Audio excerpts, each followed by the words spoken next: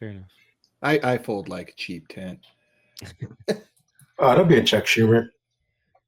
Hey, I don't know what you want me to do, all right? Hey, they said I want to do that. What do you want me to do? I can't stop it. All right. I guess we should do a formal intro now. Correct? Yes. Now that we're committed, yeah. I just want to play music. Well, Tangential Giants, we're talking about nostalgia and video games, joined by Kurosh, who's going to give us his intro and tell us all the places we can see him, follow him, stalk him, maybe. I don't know. We'll see. I'm too busy rocking out on this music right now, so I don't know what's going on. Yeah. All right, I'll stop. Could you fade it out, could you? No. It's a hard stop. This amateur college hour? Yes, it is. Welcome to college radio, where none of the music makes any sense. I'll get the Spin Doctors records. There we go. Well, Kurosh, how are you doing? I'm good. Thank you for having me back on. It's always a pleasure to join you guys and chat about all things fun and tangential. Both small and large. Some might say giant. Yeah. I mean, I would, but I'm really trying to pimp the brand. So, as one should. A little biased. Yeah, that's fair. That's fair. What have you been up to, man, since the last time we talked to you? I'm sorry, say that again? What have you been up to since the last time we spoke? Oh, since last time we spoke, we got to meet up in person. We were all at WonderCon, enjoying some shindigs and shenanigans over there. I have been busy with my podcast that I mentioned last time. It's launched now. So Save Point Stories is out on all podcasting services and on my YouTube at Cujo Prime, where I interview guests and explore the connections of games with them and which games resonate with them or have strong meaning to them. So been busy with that. And I don't know. I think it worked out timing wise with this episode, but last week I was able to attend an exclusive event at Nintendo LA. They had an experience for the Switch 2, and I got my hands on. I got my hands on that. I got very lucky to get to be a part of that experience and get my hands on the Switch 2 and on some of their games that they've been promoting. Did you also get to put the Switch 2 in your backpack and leave? I did wink, not. wink. I was going to ask, is it on eBay or it was tethered to Doug Bowser's hip. Lame. Hey man, a chisel and a dream. That's all you need. Yeah. Motion controls didn't allow for it, so I couldn't get away with it. Fair enough. They thought of everything. Yeah, no, they did. But it was a good time. It was a very informative experience, very cool experience. But we'll get into it, I'm sure. Well, yeah, since since our discussion is nostalgia in video games, maybe it's a great place to start at the Switch 2, which I feel like is going to be the ultimate nostalgia button video game system, because they're just going to re-release every Mario and Legend of Zelda game and Pokemon game again and again and again and again. So, but how does that differ from their normal strategies of releasing the same games over and over and over and over and over again?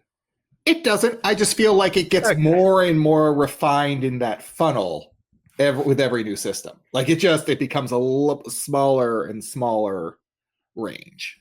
Well, on that vein, the one area that I know a lot of the Switch 2 is kind of been circling or hovering on the same subject of the price of the console and the games and the world economics and everything.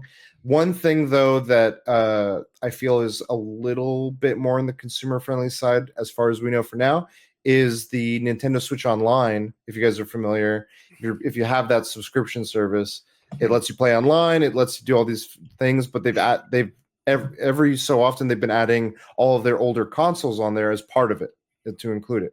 And one of the things that the Switch 2 is going to have on it, that's only on the Switch 2, is going to have the GameCube collection start to be added, which is an interesting move, pro con, but because the pro it's now available. You can play like Wind Waker on there, Strikers, Soul Calibur 2, the GameCube edition. But they were that was one of those things where, to the vein you guys are saying, where they were re-releasing a lot of GameCube games, like Paper Mario was last year, remade with upgrades, but it was remade. It was a very similar experience. Now they're like, hey, we're not going to do that for every game. They're going to just be a part of this collection. That was kind of like okay, you're not making me pay more per game. Interesting. Not yet. Not yet. I'm curious if there's going to be a price. I'm curious if there's going to be a price uptick on that service, but their trajectory so far, by adding all the NES games, Super NES games, N64 games, continues. So I'm like, this is pretty cool. It's already tiered, correct? Like there is a lower tier, which is Nintendo and Super Nintendo, and then there was an additional fee to add the Nintendo 64 and get some enhanced features, right? I don't know if the N64 was part of it might have been part of the higher tier, but this one is specifically to the Switch 2 tier. So it's not going to be for Switch 1 owners. It would not benefit anyone to get this service. All right. That's right. Before we get into the gaming aspect of it, give us, since you actually had hands-on with the device, give us the breakdown of the hands-on for those of us who just got a Switch and those of us who have had it for the last 9 years. How does it differ? How does it differ? I would say the hardware is very familiar. I think we talked about it last time I was on too. We were talking about Switch 2, like our projections of it and stuff. Exactly. It's a very familiar piece of hardware. I think more than anything, it feels. I don't want to downplay it too much because there are positives, but I'll start with how I like my overall general thought of it, like high level, is it doesn't feel so much as a new console as much as it feels like a pro version of something. Okay. It feels more like the way PS5 Pro is an uptick from the PS5. Just from what it's offering, it's a better screen, it's better internals, but everything about it is the same for the most part. It's Joy-Cons still. It's a new version of Joy-Cons. They're magnetically attached, which I was dangling that thing from one of them, trying to jank it off, and they assured me that go for it, be my guest, and it did not come off. So I was very. Oh, you didn't get a Cybertruck moment where you snatched it and it just broke, and you're like, well, I didn't care about it anyway. Get him! Yeah, no, it worked. And there's on the back, there's the trigger, the bumper, and then on the inside there's a third trigger that you can press to fully release it. That's what unlatches it, and then the magnet is really strong to relatch on. So that's one of the big changes, is the way in which the Joy-Cons attach. The screen is downgraded from the last Switch. The most recent Switch model is the OLED screen. It's no longer an OLED screen, but it's a updated LED screen. And I would liken it to, if you have any other portable hardware. I have the PlayStation Portal, and it's very similar to that screen in that it's very nice. I wouldn't say it's akin to the OG Switch, but it is an LED. So I feel like they're going to later uptick it and be like, hey, we got the OLED on here. But so the screen's different. They can play up to 4K, 120 frames per second. I was going to say, I think the choice of opting out of the OLED was to save battery, right? Isn't that the OLED drains batteries, especially for anything that has a bright white screen? That's probably one of the decisions. I think the other is probably price as well. And they probably could, in my opinion, I think they could have probably even gone to a lesser quality LED and save more on price and on the thing, because anyway, so that's the screen side of it. It's got 2 USB-C ports. Hardware wise, it's got all the bells and whistles, just improved. Besides that, like I said, the 4K 120 frames per second, all the other jazz. The one thing I didn't get to really experience was the battery life. That was the only thing I'm you can't demo that in a couple hours at the show with everything tethered. So yeah. Oh, and the mouse control. That's the other thing. You can use the Joy-Cons if you take them. Imagine your regular. I saw that, and it's you hold it sideways, all right? You just take it and then you flip it down, and then the bottom of it can then be treated as a hey, you're doing it. You're just using it as a mouse. on a table. What games use mouse control though? So they had a few games. They had Metroid Prime 4. That one you could go from like 2 Joy-Cons doing the motion controls like the Wii, and then you could instantly take one of the Joy-Cons and use it on the table to use for your arm cannon, and use the table as like a mouse pad for that. Or you don't have to use the table. You could also use your body. You could just use your leg, your chest, whatever. So that was one of the games. Weird aiming. Ooh, I love it. It's sensational. Just rubbing it all over Oil on myself. here, This is like, the oh, best yeah. game ever. I tried using it on my leg, like as if I was imagine sitting on a couch. If I don't have a table in front of me, I'm just gonna like use my jean or the side of my thigh.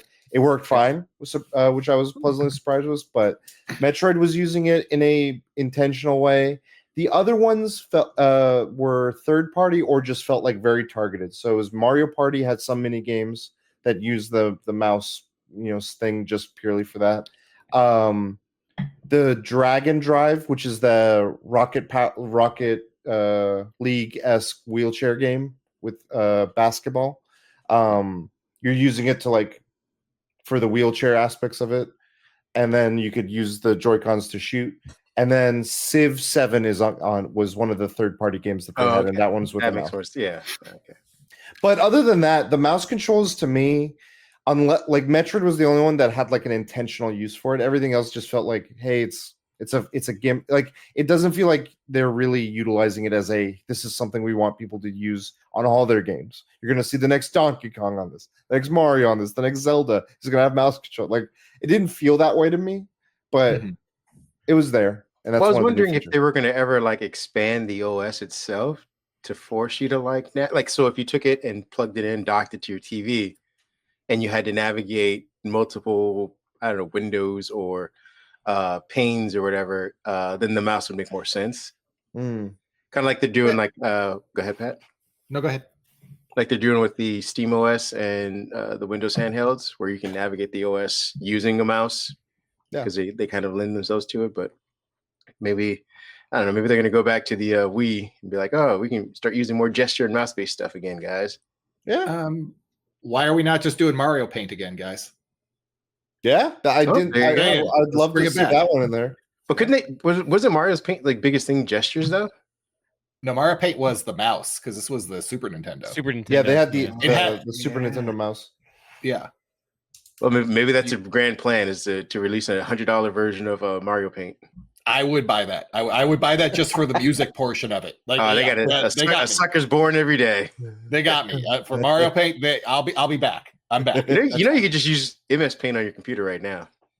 You sound dumb. You sound like a dumb person. Sorry. You're saying dumb things that I don't like. Yeah. Who's painting anyway? Just use AI. Just have it do it for you. I want to make music with Mario sounds. I want to remake music. AI, scribble some shit for me. Is it? It's not called MS Paint anymore. It's just called Paint now, isn't it? Yeah. Yeah, Grandpa.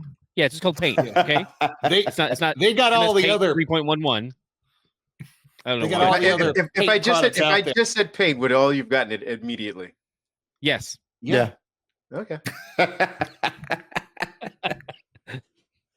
Did you think we'd think you were talking about a bucket of paint? No, just it would have taken you a second to connect just the word paint in general to the conversation. It's like, oh, why don't you just use paint? Out of the context, it wouldn't have made any sense. It's like as if you said Corel draw. It's like I don't know why I said draw so weird there. Sorry. Draw. But yeah, draw. Carl, you put a little Rick Grimes in that one.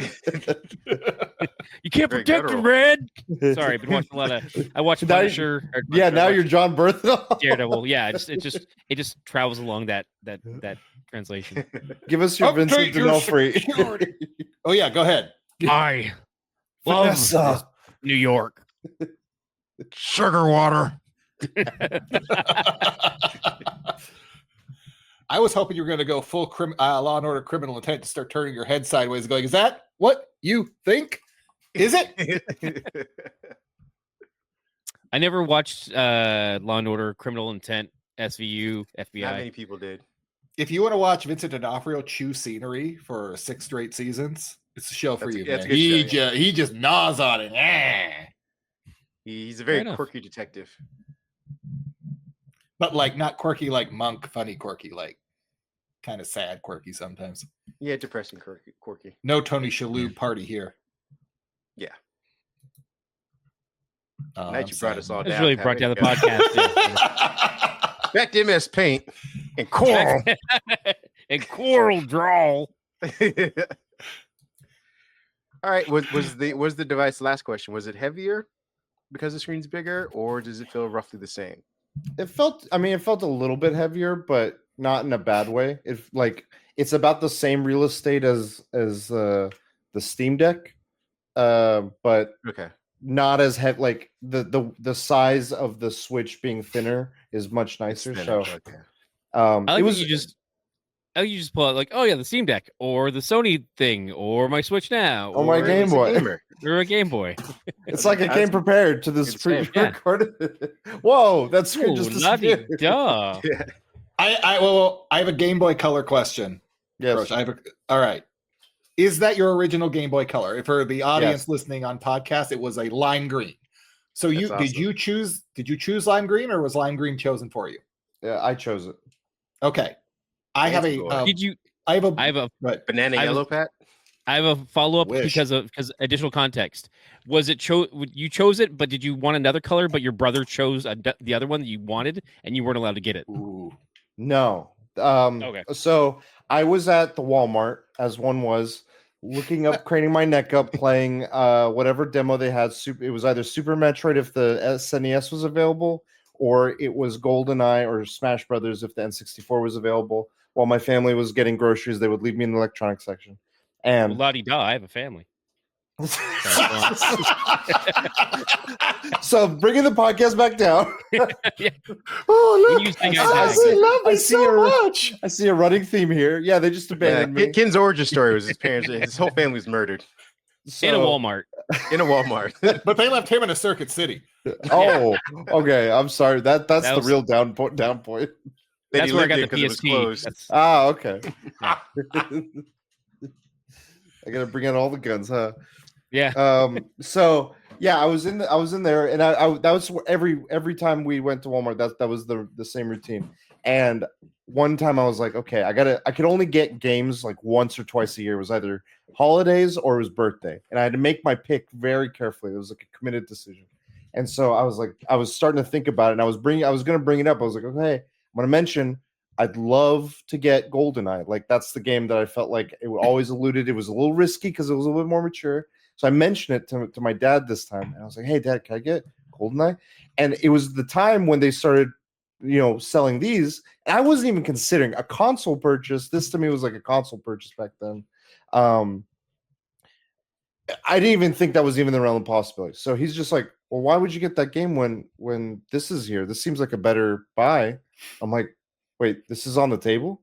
I didn't even know that was what we could consider." He's like, "Yeah, if you think that, like, I think that makes more sense for a little bit more, like that you decide." And I was like, "Oh shit!" So yeah, I immediately was like, "Screw GoldenEye, I can rent it." But here's the question though: did your dad buy the handheld without a game and just laugh maniacally on the way home? No, he's like, you can get the console with one game, and that was where he sealed my fate. He's like, I went with Pokemon, and he sealed his own fate. He's like, "Why are you obsessed with Pokemon for your whole life?" I'm like, "It's your own fault."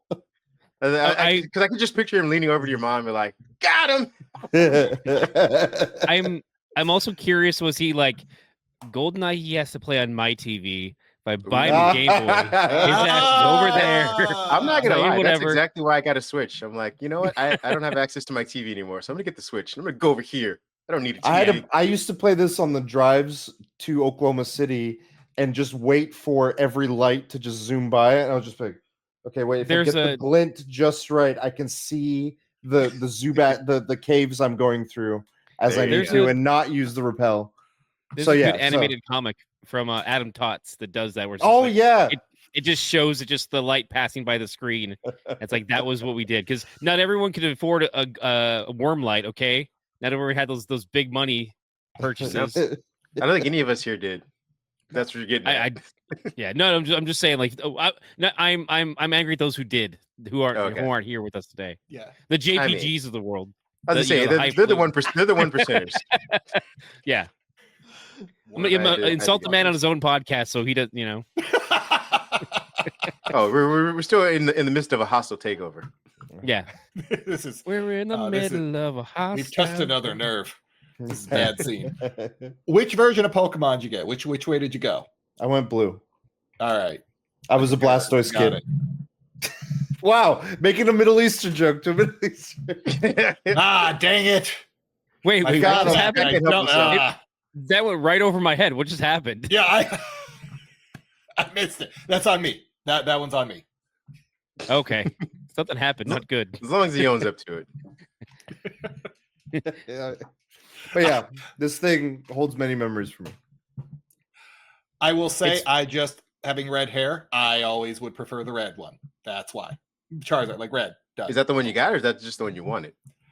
I was given both of them by a friend who I'm pretty sure got them through illicit, illegal means, and they were just handed to me.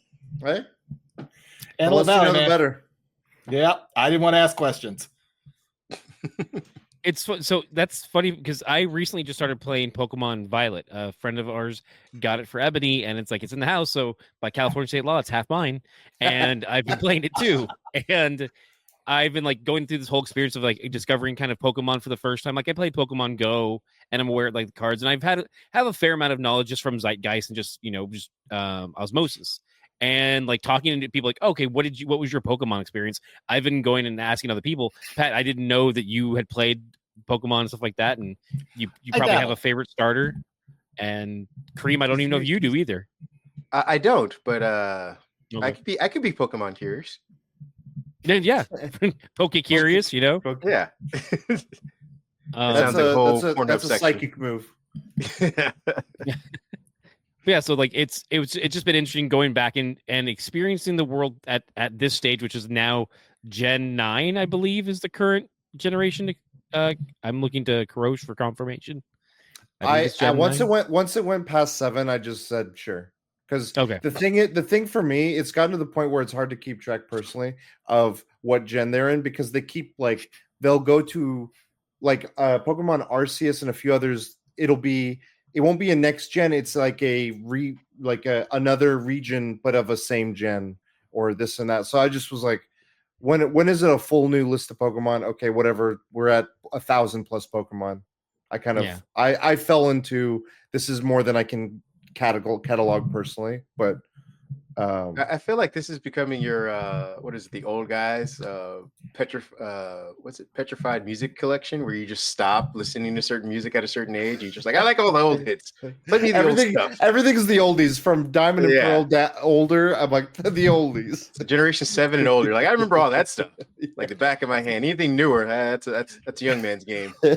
I was honestly though, to Scarlet and Violet's credit, I know it got ragged on a lot for its performance issues. But as a game and as all the Pokemons that were unique to that region, I thought it was a refreshing mix of a lot of the new designs, because they went through a weird, awkward phase of they're we have to churn out some new designs, but none of them to me felt like they captured the same magic that the older generations did in terms of just an artistic design standpoint. It was one of them looked like a microscopic virus. It just looked like a virus just zoomed in on, and another one would just look like the 8th revision of a Pidgey. I felt like Scarlet and Violet really brought some refreshing. The DNA strand from Jurassic Park. They're not anymore. It's called Mr. DNA. Dino DNA. Is that Jeff Goldblum without a shirt and he's a Pokemon? That's weird. There it is. Pokemon trainer. They have the Funko Pop of that too. I have Funko Pop of everything, but the fact that they did Mr. DNA, I thought that was hilarious. They actually have one of those? Yeah, absolutely. I think. I mean, as the editor will put up on the screen now for those watching at home, you can see it right here. Unless Ken's lying in it. Unless Ken's just fabricating these things in my head. But see, at that point, I'll just put mine up. I'll make one and I'll put it on there, so you have to see it. you're like, oh well, there it is. I just forged. That's documents. A lot of work to be right, man. That's a lot of work. I can't. I'm not a Republican. I can't just make it up and have you take it at face value. So that is true. Someone's gonna fact check your ass. Yeah, we might actually ask for some actual a follow question, a single follow question. Everything single follow question, anything. Yeah. I think one thing that I've discovered that I think is a brilliant idea with Pokemon is that they've built systems like from the very get-go there was trading, and so you could trade like, oh well, you got red and he got blue, so there's some Pokemon you don't have access to, and so there's an automatic inherent community kind of aspect to it that I'm always like interested in from afar. But then as they've grown on, I think since Gen 3, there's now the ability between some somewhat archaic modes like Pokemon Bank and Pokemon Network. You can transfer Pokemon all the way up from like Gen 3 up into the current games. And I'm like, the idea that that's possible, that if you've been playing with the same like Raichu, pardon me, the same Raichu for like 12 years, you could still be playing with them, have them a level 100, and bring them into your current Scarlet and Violet game. And I'm like, I've always enjoyed something with games that have like a legacy aspect built in, or like they acknowledge data that's in your system. Like I think ones that come to mind are Metal Gear Solid, where he's like, oh, Psycho Mantis like, oh, you like Castlevania games. Oh, you must really like, like I thought that was a cool aspect. And then also they did it with Mass Effect, where it's like, oh, your save for Mass Effect 1 can run over into Mass Effect 2. And I'm like, that's brilliant. Like, why don't more games do that? And it's because essentially you have to try. The team that developed that would have to have some legacy data to try and pull over. And if it's not there, I'm guessing it's just too hard to write in. But I'm like, I think that's money. I think that's one aspect. I've one thing that I don't know if they've done, because now there's in-depth like diagrams of from what gen to what and how to make it work. You can be like, well, if you use this system to get from fire red, leaf green to pearl, then you can use this system to get pearl to this system. And then it's like you piggyback off all these like older tech to get it to the modern era. There's an interesting novelty to it. I just feel like one thing I would hope is they eventually get to a place where like we're building to a point where it's an all-in-one ecosystem in some fashion, because they do have the Nintendo Online service that I was saying where they preserve some of the older games. It'd be cool if they added some of those older ones there that you'd be like, oh, it's connected to that service in some fashion. But right now, that's Pokemon Home. Pokemon Home is you can get on your Switch, you can get it on your phone or mobile device. Oh. But then like essentially the older ones like Pokemon Transfer and Pokemon Bank are on 3DS. And because the 3DS eShop is closed, there's no access for new people to download it. Technically, people can find back channels to still get it uploaded, but they can still, as of recently, you can still transfer from Bank to Home, I believe, with an internet connection and get stuff over. I thought that was like that's wild, and I appreciate that that's there, so that I just like that idea of legacy data and those something you've curated for years. Like, oh, this has been the team I fought the master, what are they called, the final four? Elite Four. Elite Four, yeah. So it's like just that idea, and it's a really cool idea. I thought that was one thing that going in now, I'm like, that's such a great idea. Like I can carry my Pokemon that I got on Pokemon Go that I named after my two cats, and I brought them in to Pokemon Scarlet. So I've got Ella and Kanan running around with me. I have the last time I checked, I'm sure the battery, like for the old Game Boy Color cartridges, the life of the save file was based on how long the battery in the cartridge would last. So once that battery died, your file just dissipates, and then you could replace the battery and put in a new thing. I periodically will just turn on my Game Boy with that game in just to see if my team's still there. I'm like, oh, is the file there? Because I would love if there would have been a way. I don't think there is anymore, but for this far back, but if there would have been a way to get those Pokemon, because those I have a deep nostalgic memories with from my younger years, doing the missing no hacks and glitching 99 rare candies and all that jazz, and Game Sharks and all that stuff. There are services that you can take your game into. They will put your game, hook it up to a computer, copy your save file, take the game, and then open it up, replace the battery so you have a fresh battery in there. And then plug it back in and transfer your save back. So that essentially it's still the same file. It's still all the same thing. You just get a chance to replace the battery. And I'm like, if that's the jam, if that's what you're doing, that's cool. I think that's amazing. Just, yeah. So, It sounds like it almost becomes like Magic the Gathering in that regard. Like when you see people go to tournaments and they have like the original set cards for things, I could see a world where it's Pokemon like, oh, you have an original Pokemon that you leveled up from first generation, and it becomes almost like a currency in that regard within the community if they could build that kind of ecosystem. I think the collectability and rarity that's in the Pokemon space almost I think that would have more of a sentimental value than anything else, given what's out there. I think it would draw more from one-offs, like, oh, I got my file has the exclusive thing you got at GameStop in 98, and you can, and I was able to get lucky and got the 1 of a million shiny version, or the one that has hidden power leaf, which is like a percentage of a percentage of a percentage of a percentage to get these things. And it's like, okay, well, I don't care. I don't care about the rarity. Like, so much of what Pokemon is based on like those percentage chances. If you ever go to like a Pokemon Twitch channel category, it's either whatever's the current stuff doing competitive battling, or it's someone with 8 Game Boy DSs, or not Game Boy, 8 Nintendo DSs, restarting them all to try to get a shiny encounter for one thing. And it's like, okay, we got it after 2,000 tries. We got the shiny Snorlax. Okay, restart, get the shiny starter, female or male or something. It's like, there's I saw a Pokemon channel where the guy, like, one channel is a guy going around buying multiple copies of Pokemon games just to see, like, used copies, just to see what the teams were, and then try and farm the shinies off of those, and then transfer them into bank and home and so on and so forth. And then one person found like a very specific event era token on a Japanese copy so that they could go get Mew, and then used it to hunt a shiny Mew. And it's just like the fact that he got a copy that had that specific ticket that worked within that region from that event 20 years ago. I'm like, that's crazy and cool.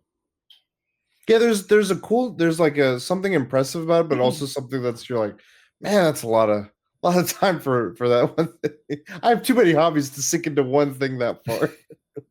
I mean, that's the curse of content creators, right? Of especially specifically gamer content creators, where they're like, hey, this is awesome, John plays, and I've got to make 18 different videos for one every week. And that's why, like, when people say like, oh, we should get a real job, it's like they spend hours upon hours, more time obviously than like a 40-hour work week, doing this just to make that content. Yeah. No, I don't know. Some of it.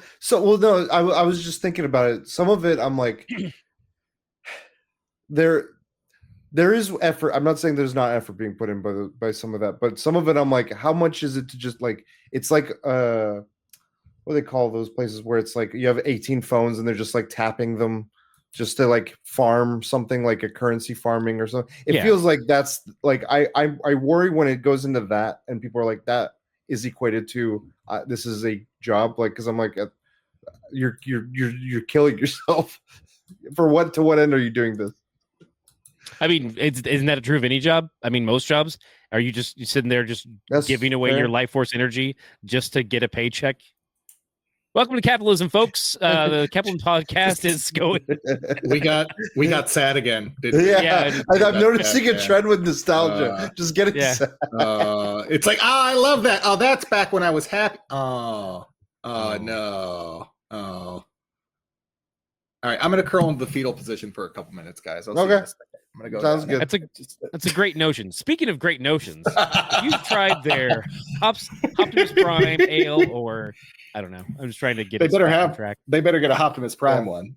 All right, so I mean, all of this really ties into the discussion about nostalgia, because we're all just sitting here reminiscing about how much the games we enjoyed as kids and young adults, and these things that trigger those kind of memories. But it does seem like, especially on Nintendo's side, to me, I speak for myself here, and I'm gonna get a Nintendo Switch 2. I'm gonna go all in. I always do. I'm a sucker. But it does seem like their entire business model at this point is I need to hit that nostalgia button as much as I can from like 2 generations before, which will then build the new audience on this version, and then I'll use the nostalgia for 2 generations before. And I understand that is kind of with everything, that's how that works. But with Nintendo, it just seems like they've distilled it down to the certain number of first-party franchises that are what they use to get people to go from platform to platform. What like from what they've shown of the Switch 2 and the games coming, what are the ones that draw that for you for the nostalgia? I mean, Mario Kart. Isn't that just a sequel though? Every day. I mean, it is a sequel, but it still feels like leaning on the same IP over and over and over again. Okay. I think that's where Kurosh and I might have disconnect is the same IP is one thing, but like nostalgia for me will usually ping off of playing those original games or a remastered of those original games as opposed to like a sequel. Like case in point, Zelda Breath of the Wild and Tears of the Kingdom. I don't feel nostalgia with those games because it's like those experiences are completely divorced aside from characters from the original games, but it's still a great game and I'm like being in that IP. Pardon me. But it doesn't feel like a nostalgic. I don't know if that's where I I'm gonna have to side with Pat on this. The idea is the IP is the nostalgia. The gameplay is always going to be different, and that's where Nintendo cuts its teeth. It's basically it will give you an exploratory console. You go from like the Nintendo to the SNES to the 64 to the GameCube to to the Wii to the Wii U. Like you're buying in on the device, not the IP, because they're just going to give you the same 13 IPs over and over again in different formats. And again, they may be sequels. They may just update the graphics on one of them. They may bring back, if they can do cloud gaming, they'll bring it back onto this new format. But you're buying the hardware because you know you're going to get a Mario game. You know you're going to get a Zelda game of some sort. You're going to get I'm getting my Pokemon game. Isn't that just the way I would go to PlayStation? They're exclusive to Nintendo, yes, but they're not they are not new exclusives. This isn't like Nintendo came out with a new exclusive. Like this property is new to Nintendo and only to Nintendo. This is Mario. You're getting Mario again. You're just getting. I think that's where we're dividing. But Mario's nostalgia because you've played. Even if you played only the first Nintendo game, the first Mario, and they gave you like Mario Paper or Mario Dr. Mario, something like that, the gameplay is entirely different. But the character. You're nostalgic for the character. Like, hey, I remember Mario from when I had to hit bricks. Sure, I will buy into this new version or whatever this version of Mario is, because it isn't like they said, oh, this is Dr. Phil's weird pill Tetris game, and he's an entirely different character. The idea is that Mario's the character that brought you into this game because you're nostalgic for that. Right. There is a nostalgic element to an IP just because it's a franchise that I've known since my childhood and I know till now. And through that through line alone, just by familiarity, I'm like, okay, I am reminiscent. But to me, if I were to really examine it, it's less. I don't think now of when a new Mario game comes out, it doesn't take me back to my memories of Super Mario World. I'm more so what are you doing that's making this Mario compelling and interesting? And unless they're we're reimagining or revisiting the world of Super Mario World or the original Mario Kart tracks or something to that effect, I speaking just for myself, that is not nostalgic unless I'm doing something that directly ties to a key aspect of that original game. The characters of themselves, I could say that about any IP. Crash Bandicoot nowadays is Uncharted, Tomb Raider, all of the anyone that has an IP. I think you're then going into an argument of it could go into an argument of, do we believe in franchises or do we want original content with original characters every game going forward? Do you want a Splatoon last year and only one Splatoon, and then let's do ARMS, and then after ARMS let's do Pikmin? And I don't want sequels to any of these games because I think that would be the only way to combat but what I'm saying is this is unique to Nintendo because they don't do what Sony or Microsoft does. in that aspect. Like Sony and Microsoft have that. They have like their Halos, they have their exclusive that you know of, but they will also introduce new exclusives per console generation. Nintendo rarely does that. They will give you, like I said, the 13 characters IP in different formats. I think that's where we're still having the disconnect, though, because it's like if I see Mario in Smash Brothers, I don't have no connection with Mario in Smash Brothers as I have as Mario in Mario Kart, and I don't have any connection. But it isn't. With Mario but my point is, you're not getting a new character. Like even if you were to play Smash Brothers, you're roughly playing the same 13 to 20 characters that Nintendo's always had over the last 35, 40 years. Like it isn't like, oh, here's random army guy that's now in Smash Brothers. And you're like, where did this guy come from? That says to me more about like a strong brand identity as opposed to preying on nostalgia for me. Because sorry. Go ahead. No. I apologize. I jumped in. Go ahead, please. It's largely just to me saying, like, when I think of Nintendo, I think of their roster of characters, and when they bring that, I'm like, okay, I know I'm getting some quality, whether it be a music game, a make my own level game, a whatever experience. I know it's going to be a new experience, but I know there's something that's tied to that holds credibility to me. I don't necessarily go to nostalgia of, oh, this is taking me back to my old memory. Like it doesn't do that for me, at least on a character basis. Okay. So I would say, I'm trying to examine a little bit. Well, and the one that I'm thinking of when it comes to Nintendo is Super Mario Odyssey, because playing Super Mario Odyssey as an adult took me right back to playing Super Mario 64. Like it just, the feel of the game, the way things move, the way I interacted. Obviously, it's more advanced. No, I see that through the. But it took me right back to it. And then I think of something like the remake of Link's Awakening on the Nintendo Switch, which looks different and plays different, but in that case, it's very that's a remake. It's story. Yeah, that's a remake. But no, 100%. No, Link's Awakening is not. There is a remake of Link's Awakening, but it is in the same play format as the original Zelda. That's what I mean. I want to clarify because there is a remake of Link's Awakening as well, and there's also Link Between Worlds, which is a sequel to Link's Awakening. Cross yourself. No, but I see that those two are different. One is a building off of a familiar one. The other one is a straight up remake. The one I think Pat you were talking to was the remake. The Odyssey, sorry. No, I was talking about the remake. Kurosh, correct. I was talking about the remake, but they hit the same feeling for me as a gamer. Yeah, and I think that's interesting that you speak to. There you go, Toon Link. This guy. No, this isn't Toon Link. That's not Toon Link. This is the one from the remake that he's talking about. This is the art style of it. It was like this kind of cute. It's the one that informed the new. Considered Toon Link. Wind Waker is if you were to go by the term it goes by for Smash, that one is Toon Link. The Wind Waker one. Gotcha.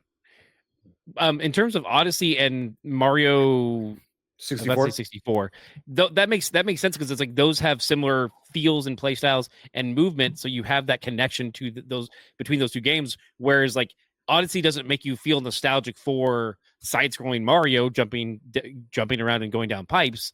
Whereas it does, because you have those same, it scratches some of those same movement controls in your hands. I see how those two connect. Yeah. I think there has to be to me, there's a specific, like, I am going to this point or to this memory or to this experience. I don't have it where if I just see Link, I have nostalgia for all Link experiences or all Zelda experiences. At least that's how I guess how I'm differentiating those feelings a little bit of it. And I'll state I'm a noted neurodivergent, and I've got my own brain issues. So I'm in the same wavelength of like nostalgia for me is here, whereas like this is like, oh yeah, this I enjoy when I play Mario Kart. I don't think of the Mario movie and I'm nostalgia for it. I'm just like, okay, they're just different shades of a same characters. It's the IP that connects, not a nostalgia connection. Mario Kart, like the Mario Kart most recent version, takes me back immediately to like Super Nintendo Mario Kart. It just the function of the game fills the same role in my brain, and it hits that nostalgia button for me. Maybe that's just me, because I get what you guys are saying. Like it is a different beast entirely. These games have advanced so much. You're using the characters in different ways, and I'm not saying like when I see Mario and Smash Brothers, it makes me nostalgic for Super Mario Brothers, the original, but it does make me nostalgic for Smash Brothers 64. Yeah, I mean, we're on our sixth generation of Smash Brothers now. Yeah. And I think that's what I'm saying when it comes to Nintendo nostalgia. There are these genres with these characters they use that I can guarantee these 7 games are going to come out on this console. They will be the biggest 7 games, and there will be iterations of those games tied in different ways. Like we're going to get 2 to 3 side-scrolling Marios. We're going to get 1 to 2 3D Mario games. We're going to get a remake of 2 to 3 side-scrolling and 3D Mario games. We're going to get probably 2 Zelda games, one open world, one more like the Link's Awakening or the new one with Zelda as the main character in that style. Echoes of Wisdom. Yeah. Yes. Like that's what I'm saying when I think of nostalgia in that regard. And I'm not even saying that it is bad. I just see that is in my mind, that is the role Nintendo fills for me. Sure. Yeah. There's never anything that new coming out of there. I'll note real quick, one thing for Mario Kart, I wish they brought back the battle system where it's not just the racing, it's battling on just a square or round or whatever. You have like play field and you're moving around obstacles, but it's the sole focus is just the battle. And I missed that from the original Mario Kart. I don't think they didn't do it in the most recent one, and I don't know why we haven't seen that in a while. They have battle, but there's way too many other elements within the level that kind of break it up. Yeah.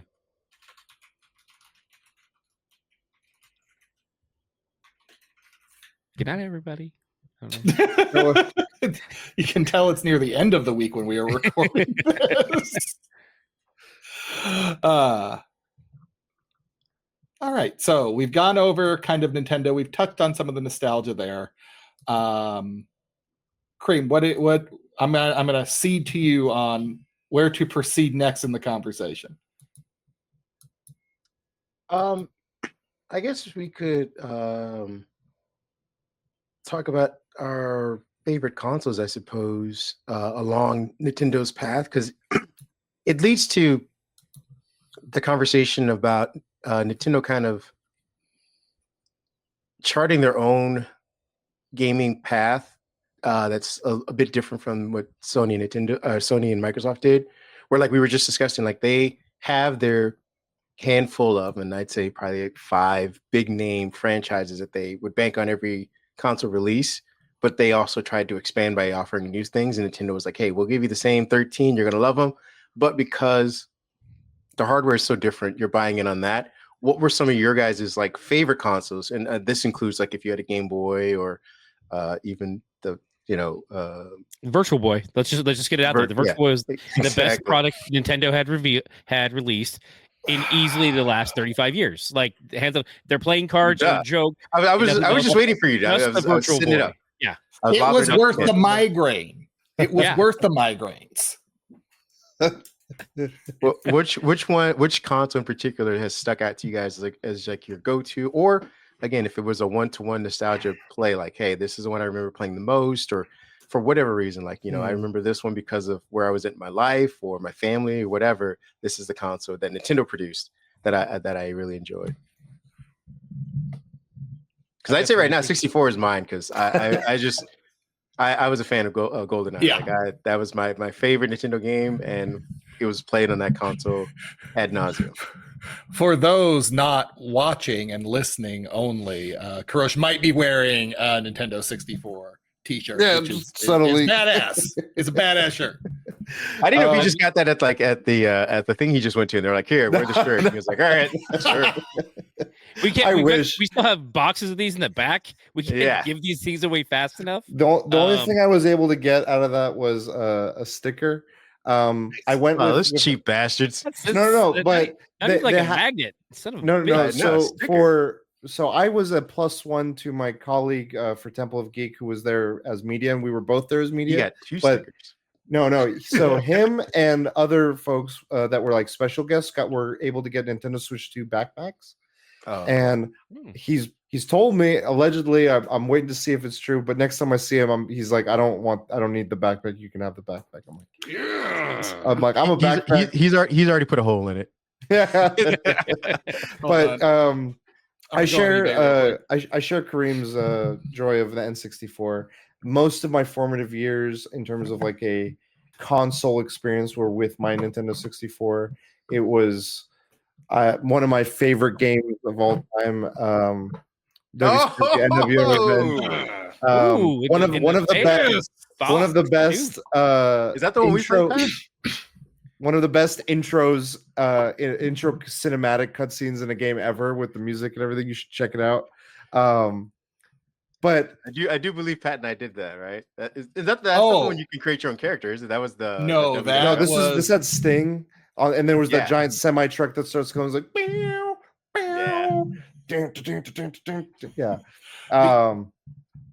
Kareem is thinking of the No Mercy. Oh, WWF No Mercy. Yeah, when Akai went to they switched licenses. Right. So, sorry, go ahead. Those were two of the I remember N64 era wrestling games were peak wrestling games. Yeah, they were. Especially when you're trying to target people. Yeah. My palm has so many calluses from trying to do the special move on that thing. No, kick out. I rented the idea of renting games, and for me, again, it introduced me to the point of a memory card and a memory card back, because every time you rented a game before a memory card, it was like, get as far as you can, and then your 5 days are over and return it, and it's kind of like a roguelike. Yeah, you were doing a speed run every weekend. So it was whatever you get. But then once I got the memory card, I'm like, I could re-rent the same game. And now it just changed my whole way of playing.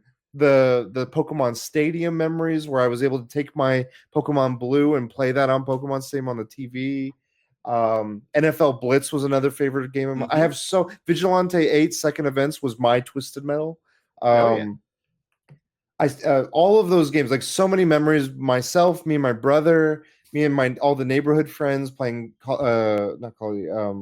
GoldenEye, Slappers Only, or Proximity Mine, or 100 stock Smash Bros with 200% handicap, so that Kirby's suplex would just insta kill you on Cornara. I forget how to pronounce it. The Star Fox level. Star Fox level. Yeah. I have countless memories going back to my N64 days, and I think that was very formative for me from the Nintendo nostalgia space. Well, I know two of us are definitely going to agree, because I about jumped out my seat when you pulled out WCW NWO Revenge. R.I.P. Macho Man, you're the perfect friend. You'll be missed. He's the cream of the crop. He's the cream of the crop. Elizabeth. It's WrestleMania season, guys. So hey, Saturday. Just tell them the time. Saturday, Sunday, guys.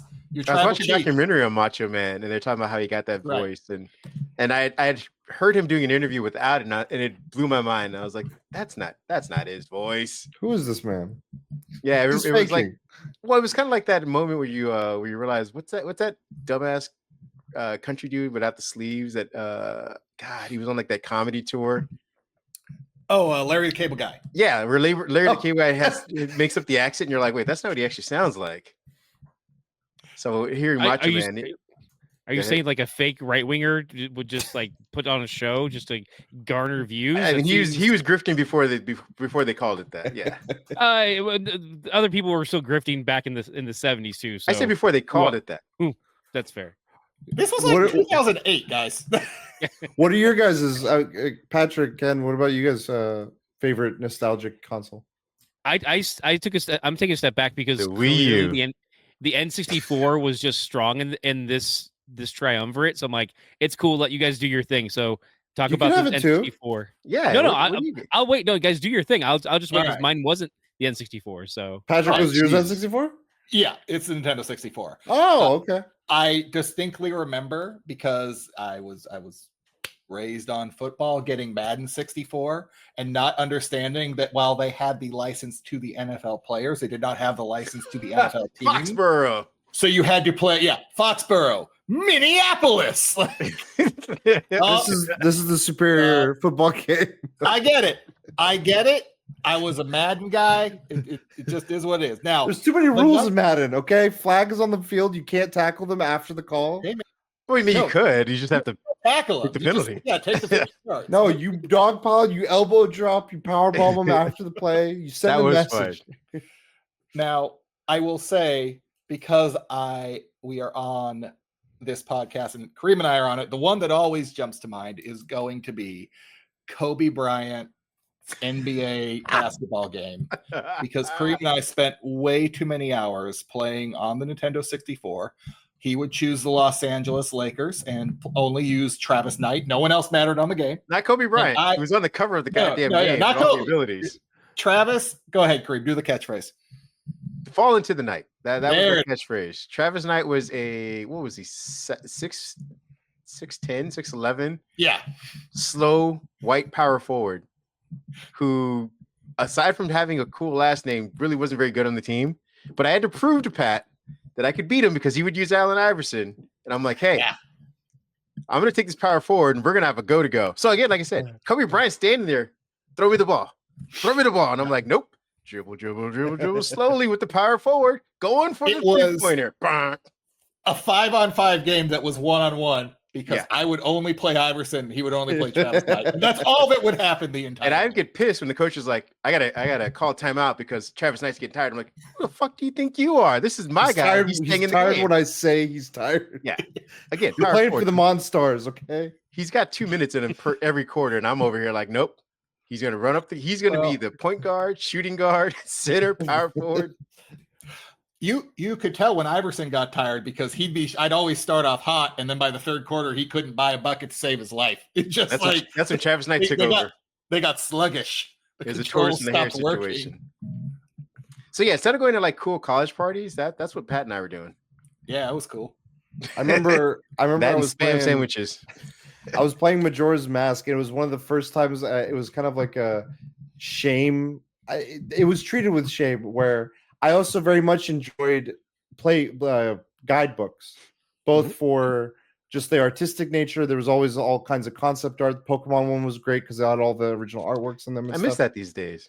And then they're more like a collector item nowadays because it's like, I'll get the nice binding. It's less of a guide than anything else, but I remember I had the Majora's Mask one because I was like, okay, I don't know. I want to play this game. I was too young at the time to really understand the order in which I needed to do certain sequences. And I had my guide out. I was visiting my family, and my uncle saw me. He's like, what are you doing? Are you playing games? I'm like, yeah. He's like, what's this book? I'm like, it's a guide. He's like, you're using a guide to play a game? Like, what? Like, he was just disappointed. I'm just disappointed. Like, the thing you're doing in your free time, you're not even fully exploring. You're using a thing to get shortcuts. I was like, I had a self-reflective moment. I was like, should I feel bad? I don't know. You just made me. I don't appreciate your uncle's ableist comments. Okay, that's a little bit. Hold on. From the way he made it sound, though, it's like his uncle didn't actually do or say anything. He just did one of those like, I'm not angry. Yeah, it was just like because this is the thing to his credit, because he was like not in a bad way, but he was just shook his head and walked off. He did. That's exactly. He's like, that's what you're doing. He just stated it back to me, and he's like, but he would play. He had a PlayStation, and I always equated PlayStation to an adult console because he would play Gran Turismo, he would play Ace Combat, he would play these simulators essentially for the most part, and I was like, that's not like I need an arcadey version of Gran Turismo. I need an arcadey version of Ace Combat. I need Cruis'n USA. I need those sorts of things. Pilot Wing for Ace Combat. And then one game he had was like equivalent to Ninja Gaiden. It was some ninja game where you only had the life you started with and there was no save points. And I'm like, this guy just likes to play hard shit. Like, that's why he's like, you can't get good, and like you're gonna use a guide to get. And I so in a way, be like and that's why you're single, uncle. And just cast the emotional No. damage needs to be thrown back at him. No. The betrayal that really came, that was like a twist of the dagger, was I would always I had sports games. I had NBA Jam and NBA Live. NBA Live was like the equivalent of NBA Jam, where it was just like a 2v2 kind of thing. Mhm. And I had FIFA and I had NHL and stuff. And I was like, oh, these are more like a simulator from what I understood. So I was like, maybe my uncle or my dad or one of the adults would play with me. And they were like, no, we got to cook dinner, we got to prep, we got to do all this other stuff. Your little brother needs taken care of. And then I would go to sleep and I would hear my console on, and I'd like come down the stairs. I'd see them playing each other, and I was like, I kind of was a shock. And I just run like, what the hell? You guys said you had motion sickness? My ass. Go read your book. Go file some taxes. No, that's what they told you. Go read your guide. Go back in the room. Yeah. This is a Homer Simpson moment. They did not want to get schooled by the young kid. Like, no, we got to practice. We better get over here and start learning how to play this. It stuck with me for 25 plus years. Oh man. That's how you end up in a home. I'm just saying, pulling stuff like that, and a crooked home too. No, we're actually there. He's in retirement now. We're trying to be like, maybe in retirement you should try, like, you love cars. Like, why don't you be like one of those streamers that has like a full like a driving simulator setup? You like, we're trying to encourage it back out of him. But anyway, it was another moment of nostalgia, even though it wasn't the best moment. It was a very memorable moment for me of like, wow, like that made that my era N64 era really had me reflect on myself and in ways I wasn't expecting growing up. Is it nostalgia now, or is it just trauma and emotional damage? Like, isn't that just nostalgia? I was gonna say, I like this euphemism better, Ken. There you go, bringing the pod down. Once again, this is the third strike. You're out of here. Fair enough. You know, I'm in a really dark place right now. If you've looked around the country, so that's not all on me. What console do you like, Ken? Virtual Boy. He's gonna bring the whole pod down again. I wanted to touch on one thing about game guides.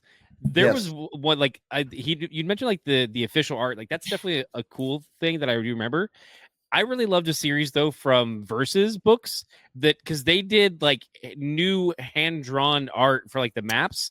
They would draw out the map and like, I'm like, that's great, and it was perfect. I remember one specifically for like Resident Evil 2 and Resident Evil series, because like they're like, oh, I'm gonna go through here and this is where the red herbs are and all that stuff. I'm like, I remember game guides deeply. I have some great ones. I have ones for, I think the last one I picked up was for like Alan Wake, and maybe a Fallout one from when GameStop. Alan Wake was pretty awesome.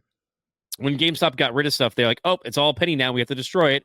And my friend at the time was like, yeah, we have to destroy this. Just go ahead and take these and just hand it to me. This is before they're like, we need photographic proof that you just destroyed stuff, because we can't have nice things in the world. If we can't make money off it, we have to destroy it. Because I make sure you don't give it to the poors. We know what you guys do with it. Poors can't dumpster dive.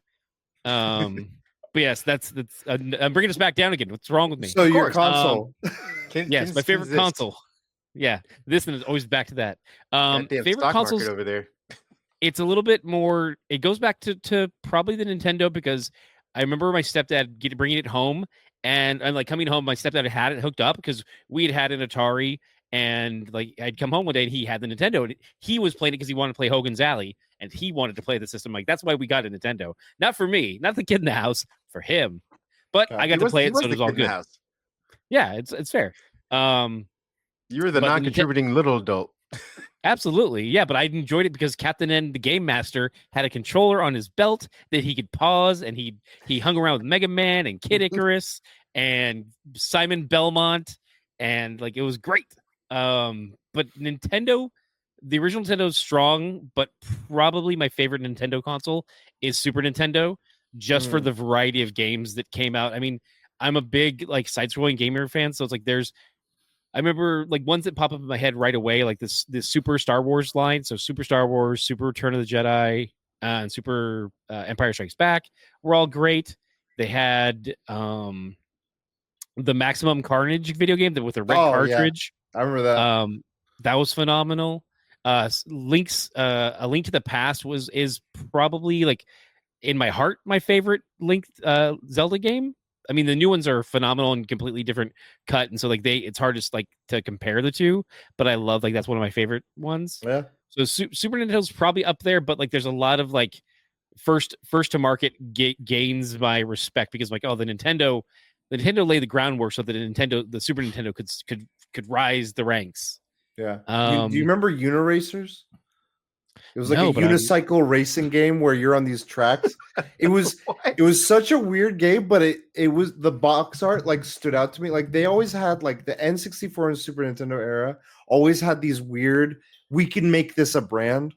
We can make this an ongoing IP. And Uniracers was one, and there was also the 7-Up little hockey puck thing. The Spot. Yeah. The games for them, I was like, what was happening, man? This was Super Nintendo had a game. The Noid from Domino, he had a game. That was awesome.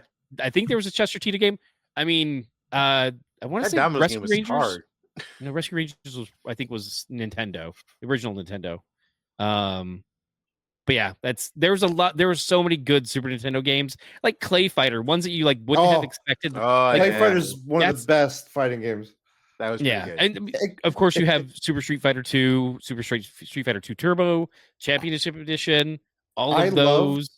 From the Super Nintendo era, one thing, and I wanted them to bring it back. When they were naming the Switch 2, I really wish they would have done Super Switch, just to keep to bring the Super back, because Super Nintendo, every game that came out, they're like, what do we call this? Super Star Wars, Super X-Men, Super, Gran Turismo, anything. Like just added Super, and it was the Super Nintendo version of it. It was an easy identifier at that point too. Yeah. Well, and they tried that with Nintendo 64 when it first came out. Quest 64, Mario, everything 64. Just throw it at the end. It's fine. The disconnect for me, because you guys are all big 64 fans, which I do appreciate, but for me, there was a time and shift in my childhood where we went down to a single parent household, so we weren't getting new consoles, and so I didn't get the 64. All my friends had it, and I would just go to their house and get my ass whooped at GoldenEye. So I'm like, 64 is not so fucking cool, there's better games over on Sega Genesis, I guess. And so Ken, I feel you though, because I was the same way until I actually got a 60. I was in the same boat. I would go to friends' houses to play it, and I'd be like, "This stupid controller, fuck, slap this is dumb." Three hands. Yeah. No, one of the things though, I think in looking back on it now is, I think more than anything, the Super Nintendo games aged better than these N64 games. I think a lot of N64 stuff, you look at it, it's like that weird era of movie CGI. That you're like, oh, why does dinosaurs look like that? Or why does Beast Wars have this weird flame CGI or something? And it was like that certain era where they were all using the same program. It's like, no, that didn't do well. Let's go back to the before that or the after that. Not that. A lot of the games have an Eraser or Anaconda vibe to them. Yeah. Oh, that's blocky. That's blocky right there. Hey, 64. It bits blocky. That's what you get. So many bits. So many blocks. Of them. I think there's a charm to it though that I think just through a nostalgic lens that I'm a fan of. But yeah, when you look at it from another perspective that doesn't have that, I'm like, yeah, I don't think it aged. Many of them age well. Like there's outliers obviously with like Ocarina, Majora's, and a few others. Yeah, but definitely. I just grabbed a real quick list, but like Super Metroid. Of course, a banger. Oh, that was my Walmart game. Yeah, Mega Man X. That game redeveloped like what is in a Mega Man game, and like there's so many different like video essays of like, oh, this is where you slide down the wall, and you learn you can slide down the wall for the first time, and that Mega Man X was amazing. I also think if we're looking at those two eras, just because that's where we've all drawn, I think the Super Nintendo era also had the better accessories. I remember the first time my friend had the rocket launcher thing for Star Fox. I was like, "What the hell? This is for a game?" And then when N64 was like, I got a Rumble Pack and I got a memory card and like a game. I was like, these are useful, but they're not cool. They're not a rocket launcher. There are no Super Scope 6. Yeah, Super Scope. Oh, gee, I wanted that so bad. Yeah. Even though the game sucks for it, the games were bad. I just wanted to have it. Yeah. because I'm and a that goes cartoon back to kid, the like toy era. Sorry, Ken, go ahead. Yeah. No, it's good. Because I'm a cartoon kid, and I mentioned the Captain N, the Game Master. I always wanted a Super Captain N, where because Captain N, previous to those who didn't watch it, he did have like a belt buckle that was a controller, and he could pause time and fast forward and do certain things. But he also had a Nintendo Zapper like in his holster. And I'm like, what if he did that and said now with the Super Captain N, he ran around with the Super Scope 6 and just like blasted people. I'm like, let's do it. You got to upgrade. Let's go to the next level. It is the most. It's the most. I apologize. It's the most '90s upgrade possible. You go from this little laser blast, like let me get. You got to shoulder mount it and hold it. You got to have a minimum amount of strength and explode things. It just felt very much like, oh yeah, this definitely came out in 1992. Like, Yeah, there's no way. I was jumping on. Nope. Yeah. Oh, sorry. I was going to mention also like Secret of Mana, Secret of Evermore. Those are two great RPGs. Chrono Trigger. I mean, I wasn't as big into to RPGs, which that's a discussion for another day. Like as other people are, because it's like the Final Fantasy series is phenomenal through that area. I think for a lot of people, but I thought Secret of Evermore and Secret of Mana were great. I could probably Lion King. Yeah. Well, there's one great RPG. Yeah. No, there's just one great RPG you excluded that was special to the Super Nintendo. It was the Mario Square Enix one. The Super Mario RPG? Super Mario RPG. That one was like a meshing of two worlds that I didn't know could connect. And when I first heard of it, that was the game that taught me how to emulate. Like if I wanted to search into explore that, I was like, how could I learn how to do that? Because I wanted to experience that. That game is so hard to find. Like if you were trying to just get a retail, and people that just want to sell regular copies of it, let alone like the sealed and stuff. But that game, yeah, it spawned a whole it spawned Mario and Luigi Superstar Saga and the whole Mario and Luigi series. It spawned the Paper Mario stuff.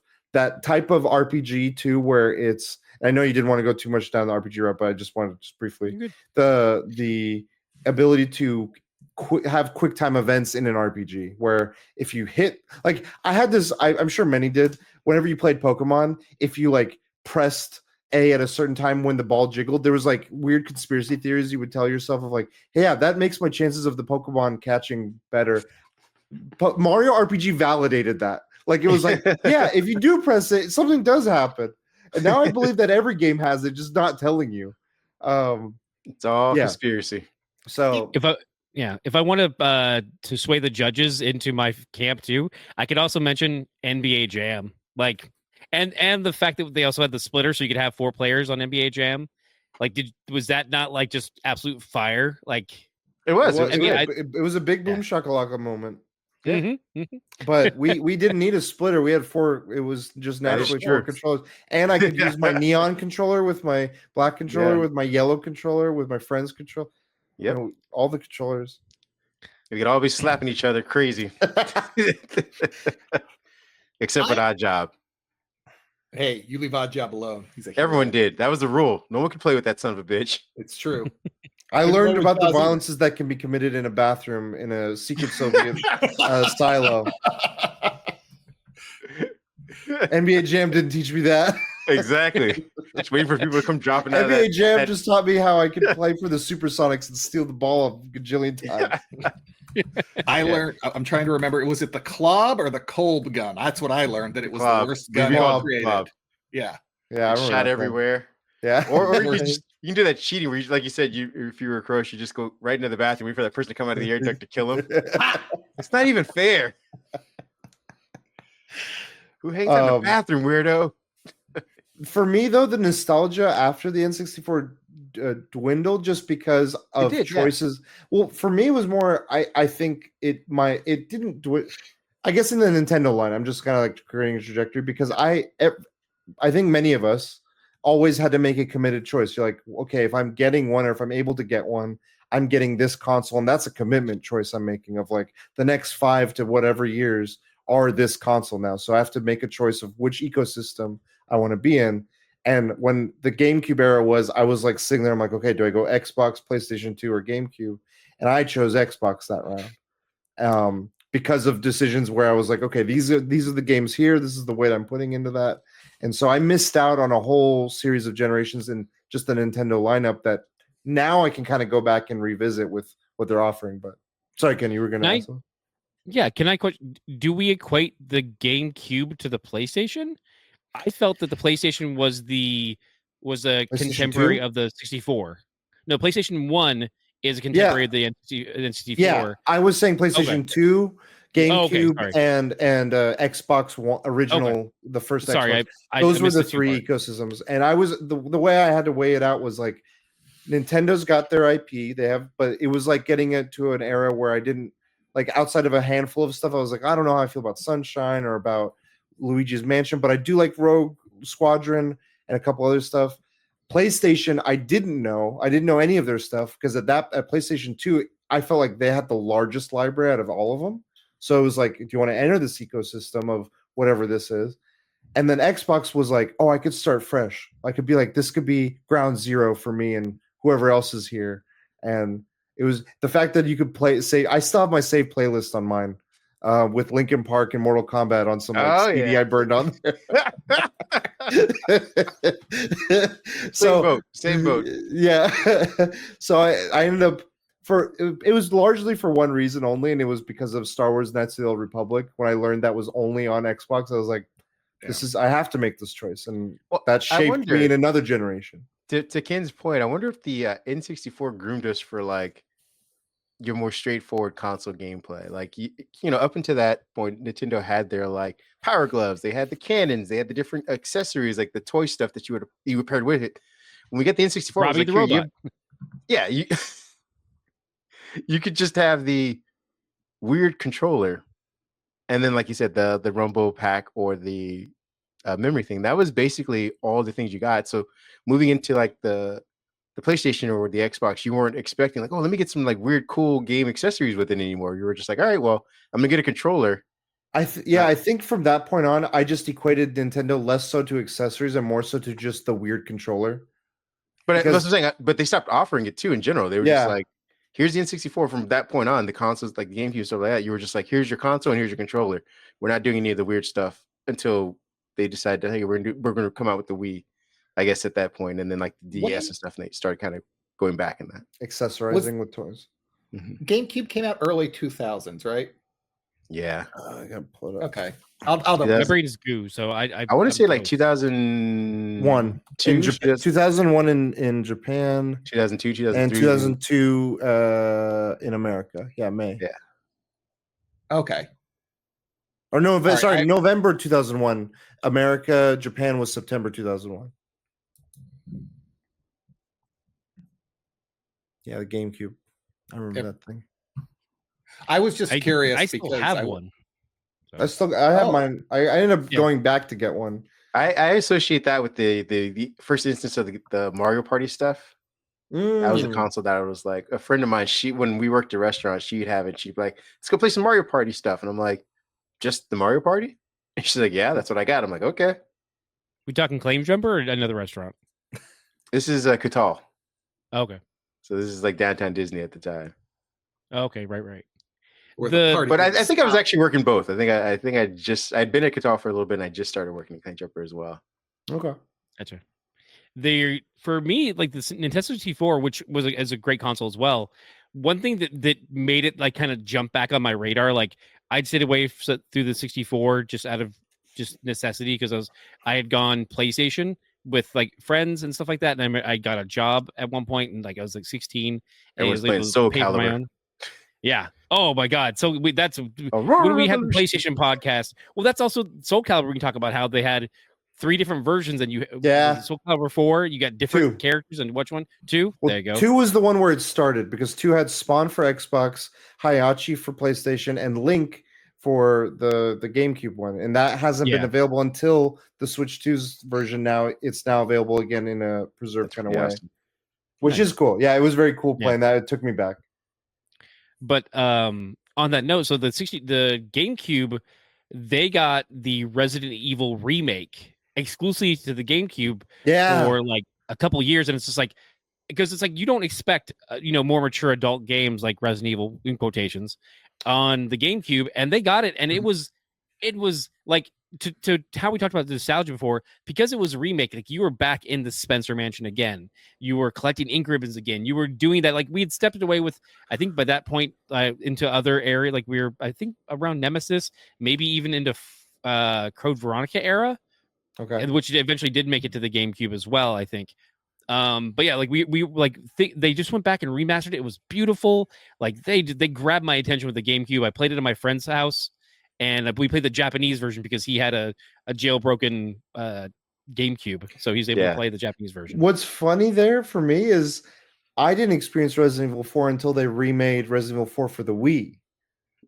Oh wow, okay. And I was like, I kept hearing how great this game was, and I was like, I never had a GameCube, and now my brother had a Wii, and I was like, we can play this game. I've heard so many good things about it, and that was the same way you're describing your experience with the GameCube one. That's how I felt with the Wii one. So it's interesting because I know we're not necessarily like talking down on how they use nostalgia, but I feel like it works as just numerous entry points for some properties of like, you missed it, that one, you come back on this one. And as someone who hadn't experienced it on that perspective, it's like, no, this is now where I got the chance to jump into it finally. Mm-hmm. Resident Evil. Sorry. Oh no, I was just going to say, it's funny that, like you mentioned, that Nintendo was the one that got Resident Evil, because to me it felt like at a moment Nintendo and PlayStation traded Resident Evil and Final Fantasy, because I always associated Final Fantasy growing up with Nintendo, and then suddenly it's all PlayStation exclusive, and they brought back like all of them on the anthology discs as well. They also traded Monster Hunter, which was for the longest time, it started in the PlayStation space on the PSP. And over the generations, it moved to the Nintendo portables with the 3DS. And then they went forward with Nintendo for a long time before World came out. And that was an interesting, in the same way that you're talking about Final Fantasy and Resident Evil, like that was another one that, while it wasn't as big as either of those in terms of the larger audiences, the fandom for it was always like just passionate, enthusiastic in this little corner that just kept each iteration growing and growing and growing, almost like a cousin to Pokemon. They were like, we got our little corner, we have our monsters and all that stuff. Well, it was if I can go ahead, Ken. Let's say if I can step away from Mila Jovovich and Monster Hunter and step back to Resident Evil and Mila Jovovich and Resident Evil 0, they also had Resident Evil 0 exclusive to the system. Like that was another, like they had certain contractual obligations to put certain games on Sony and then certain games on the Dreamcast at one point too. And that's another like weird like off step, because Resident Evil was like locked in with PlayStation. They had to release.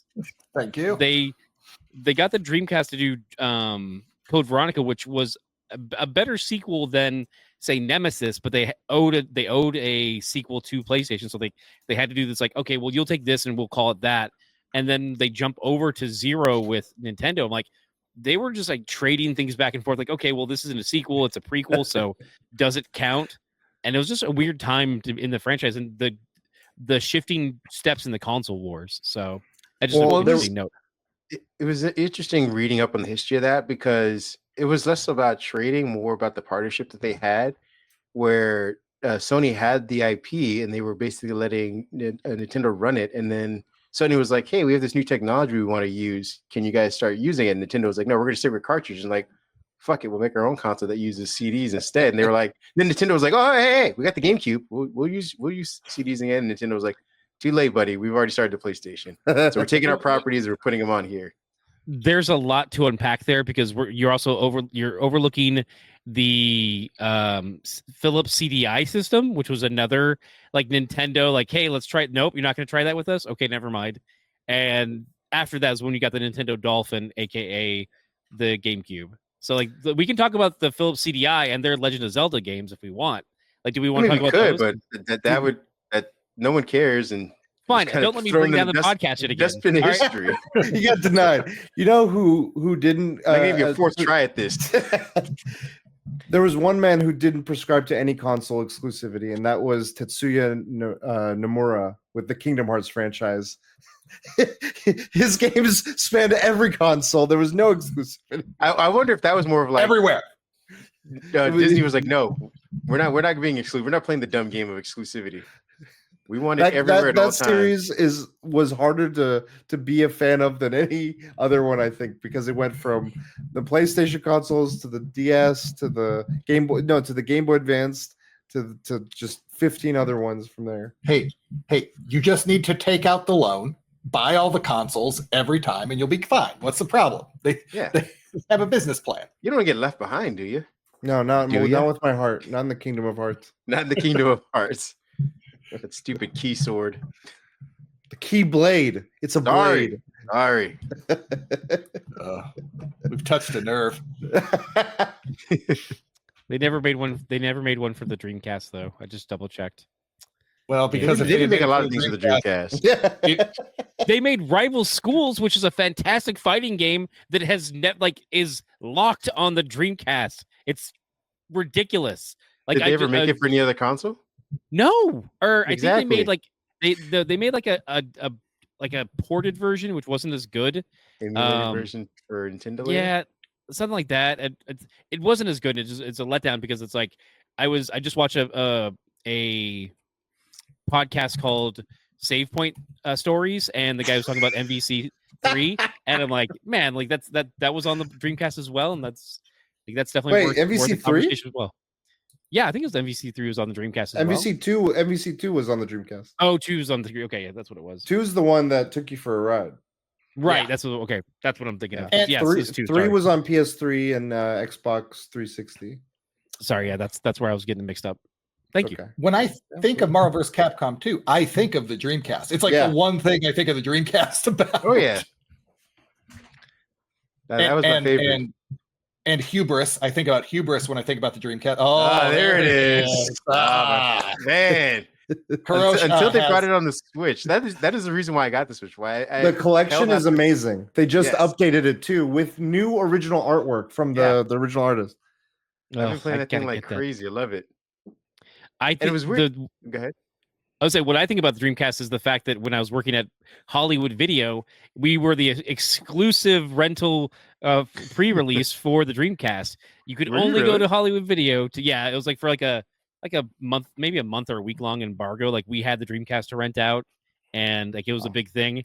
And I remember at my location we maybe had 1 or 2, and I rented it out to so in our shopping center. As you do for minimum wage jobs, you trade everything. So we traded free rentals for free pizza. And so he's like, "Oh, nice." The manager is like, "I got to get that." I'm like, "Okay, hey man, I'll make sure you get one." And he rented it and stuff like that. So he was the guy that's always had that damn console out for like 2 months in a row. Oh yeah, it was. He had that. I mean, hey, he hooked me up with free pizza, so that's what he did back in the day. It's an ecosystem. Some of us are waiting our entire childhoods for it. Did you guys get it back? No, it's still out. Fucking bullshit. Is the McFlurry machine still down? Crashed. So yeah. Was this at the same time that you had they had the exclusive rights to Betamax and Laserdisc too, or no? We had DVDs at that point. Like they had just the center tower that said DVD video, and just like look, it's surrounded by an ocean of cassettes, like 2 dozen DVDs of just like look at that. DVDs are the future. Forget that HD DVD. Boo. There's too many letters. Yeah. No S video? No, what were the VCDs? No VCDs for us. VCDs. Damn. Too expensive. Yeah. This economy.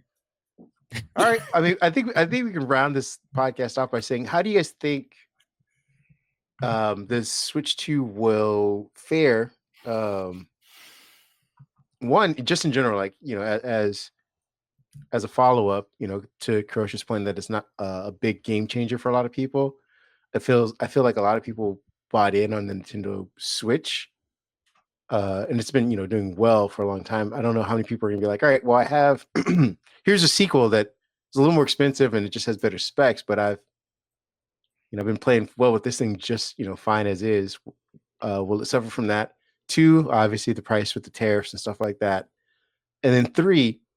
We're seeing more PC handhelds that offer wider libraries that don't play on this nostalgia, or they play on a much bigger nostalgia, I guess, in that way. For people, will Nintendo be able to keep up with that, especially if their console is, inching closer to that? We're starting that Venn diagram of users or gamers or whatever. Yeah, when I think of the PC, I just wanted to say on the PC ecosystem, you got IPs that you can be nostalgic for, like Minesweeper, Solitaire. Or you can just emulate a lot of the Nintendo stuff as well. That too, and then you got the ultimate nostalgia. Where is Mario Minesweeper? Why do I not have this yet? It's coming after Paint, Mario Paint. It'll be there it is. Sorry, I interrupted. No, if only they call it Mario Super Paint, so it's MS Paint. That's how you get them. That's how you get them. Genius. Full circle. Hire this man. Finally bring some life to this pod instead of being a downer. That's enough. On that note, since they didn't call it the Super Switch like Kurosh suggested, I'm against it. Like I'm like, no, that was how to get me. Probably your target demographic. You want elder millennials with potentially the funds. What if they call it the Switch 64? Slappers edition. Nope. I want the Super Switch with that and with a multi-tap, and that's my way to go. Okay. Link cables are back. Who needs Wi-Fi? Who needs Bluetooth? I'll link cable this stuff up. I do like that name of the Super Switch though, because it hits. That would have been golden. Do you think they considered it? Do you think there was a conversation? And then they're like, no. I'm sure an intern suggested. They're like, no. We gotta do. I wonder if they couldn't get enough developers to buy in on calling their game Super this, Super that. The biggest egregious here, and I think it's for the physical hardware fans. I don't know if you guys have seen the boxes for the Switch 2 games, but if you look at the Switch cartridge, it's kind of got like a certain like look and style to it. The Switch 2 ones, it's the same thing except this giant fat head on top of it, so it's a little bit taller. And I think it's because of the way they like have the whole logo with the 2 and the thing.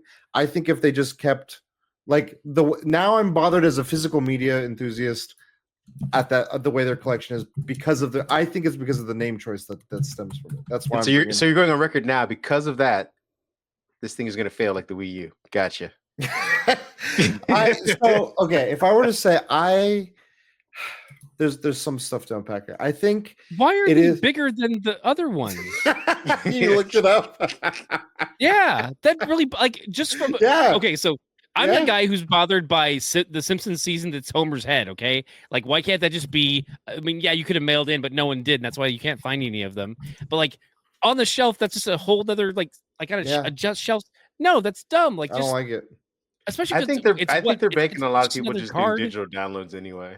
I mean, with the price points they're doing for $10 less. No, but that's even more reason for me. If it's only a $10 difference, now I'm even more like, no, I'll just go and get the physical one because the other aspect of the Switch 2 that I mean, I don't know if I feel like it's in hindsight now a band-aid to the pricing and to all these other things. They have the virtual card feature that they've incorporated. So if you're in a family plan for the Nintendo Switch Online, if I own the game, let's say the 4 of us have a Nintendo Switch Online family plan together, which we plan to do, ladies and gentlemen. We're all just going to share. So if one of us had downloaded Metroid Prime 4 and I was done playing it, but Kareem, you wanted to start playing it, I could lend it to you for 2 weeks, and the full game would be available to you to play for that period of time. Then it would come back to me, and I could do it again. Oh, Hollywood Video rears its face again. And then you send me a pizza, and then and we're back to the old nostalgia. But that feature, I think, really predicates off of having a virtual game. So I think they are trying to encourage the digital version of things because those features, I don't know. I don't think you can really utilize them if you don't have the digital. They haven't explained that at least, but I mean, Steam does something similar too. So, like, I just the fact that Nintendo is doing it but with Steam, you never had the issue of the game is being priced at whatever their retail price is for the rest of eternity. Whereas Pokemon Scarlet and Violet is probably still full retail, or if most likely, and that game has been out for several years now. Retail, and it's that's a game from the Wii U. That's because it's deluxe. Yeah, deluxe. So pay that man from the way in which they're like doing their whole. I think what's going to kill them is the death by 1,000 cuts of all the different messaging and the way in which they're delivering us this information. I think the $10 price point jump, for instance, there's another one where if you're a Nintendo Online member, the enhanced versions of Twilight Princess and Breath of the Wild are included, but not for the DLC. The DLC is not included. So it's like, here's something, but there's a caveat. Here's something, but there's a caveat. So many of those are going to keep the old happening. Xbox One strategy. I love it. I think it's going to keep destroying whatever goodwill that they've built, and it's going to hurt them. Me, as a fan of the product of the games, I think the games are going to be their strong point. Metroid Prime 4 was amazing. Donkey Kong Bonanza was amazing. Mario Kart World was fantastic. I love the games. Just let me play the games. Don't give me more like 50 hindrances just so I can get to that point. Just let me play the games. Your games are great. Their games, I don't think I've ever had an issue with. It's always what they put in between me and the game, or what they take away from that. That is going to be the hindrance. It also being an iteration is, I think, Nintendo's known for being, like we were talking, toys, weird controls. It had a weird element with everything. This is probably one of the safest. Yeah, Labo. This is probably the safest decision I think they've made, and that's why I equated it to the Pro. Is like, it just feels like an iteration off of a safe bet. And like you might, like you say, a super upgrade. Yeah, it's like if they really felt like it would. Nintendo didn't say that. It's not patent pending. No, they didn't. Damn it. And what really separates them from the rest is their exclusive games. Outside of that, everyone else is caught up on the portable side. To your point, Kareem, of like, there's PC gaming, there's PlayStation has the Portal, but now they're investing into a more full-fledged one. Xbox is on record saying they're going to do a full-fledged like portable hardware in some fashion. That's the only thing that I think people really differentiate of like, hey, Switch had that and can do that. Going forward, they're not going to have that anymore. All you really have is, here's Nintendo IP. Like that's the only thing keeping me here. And I only play my Switch when I want to play a Nintendo game. I don't play it to get their version of Assassin's Creed or their version of Division 2 or their version of whatever. Where they used to have that. They used to be the place where you play your indie games, because indie games were great portably. But now you have all these other things. It's like, for the everyman, I'll close with this. I think for me, it's only just because of their games. Nothing else really is drawing me to it. And I don't know how it'll help me be a bigger part in that ecosystem.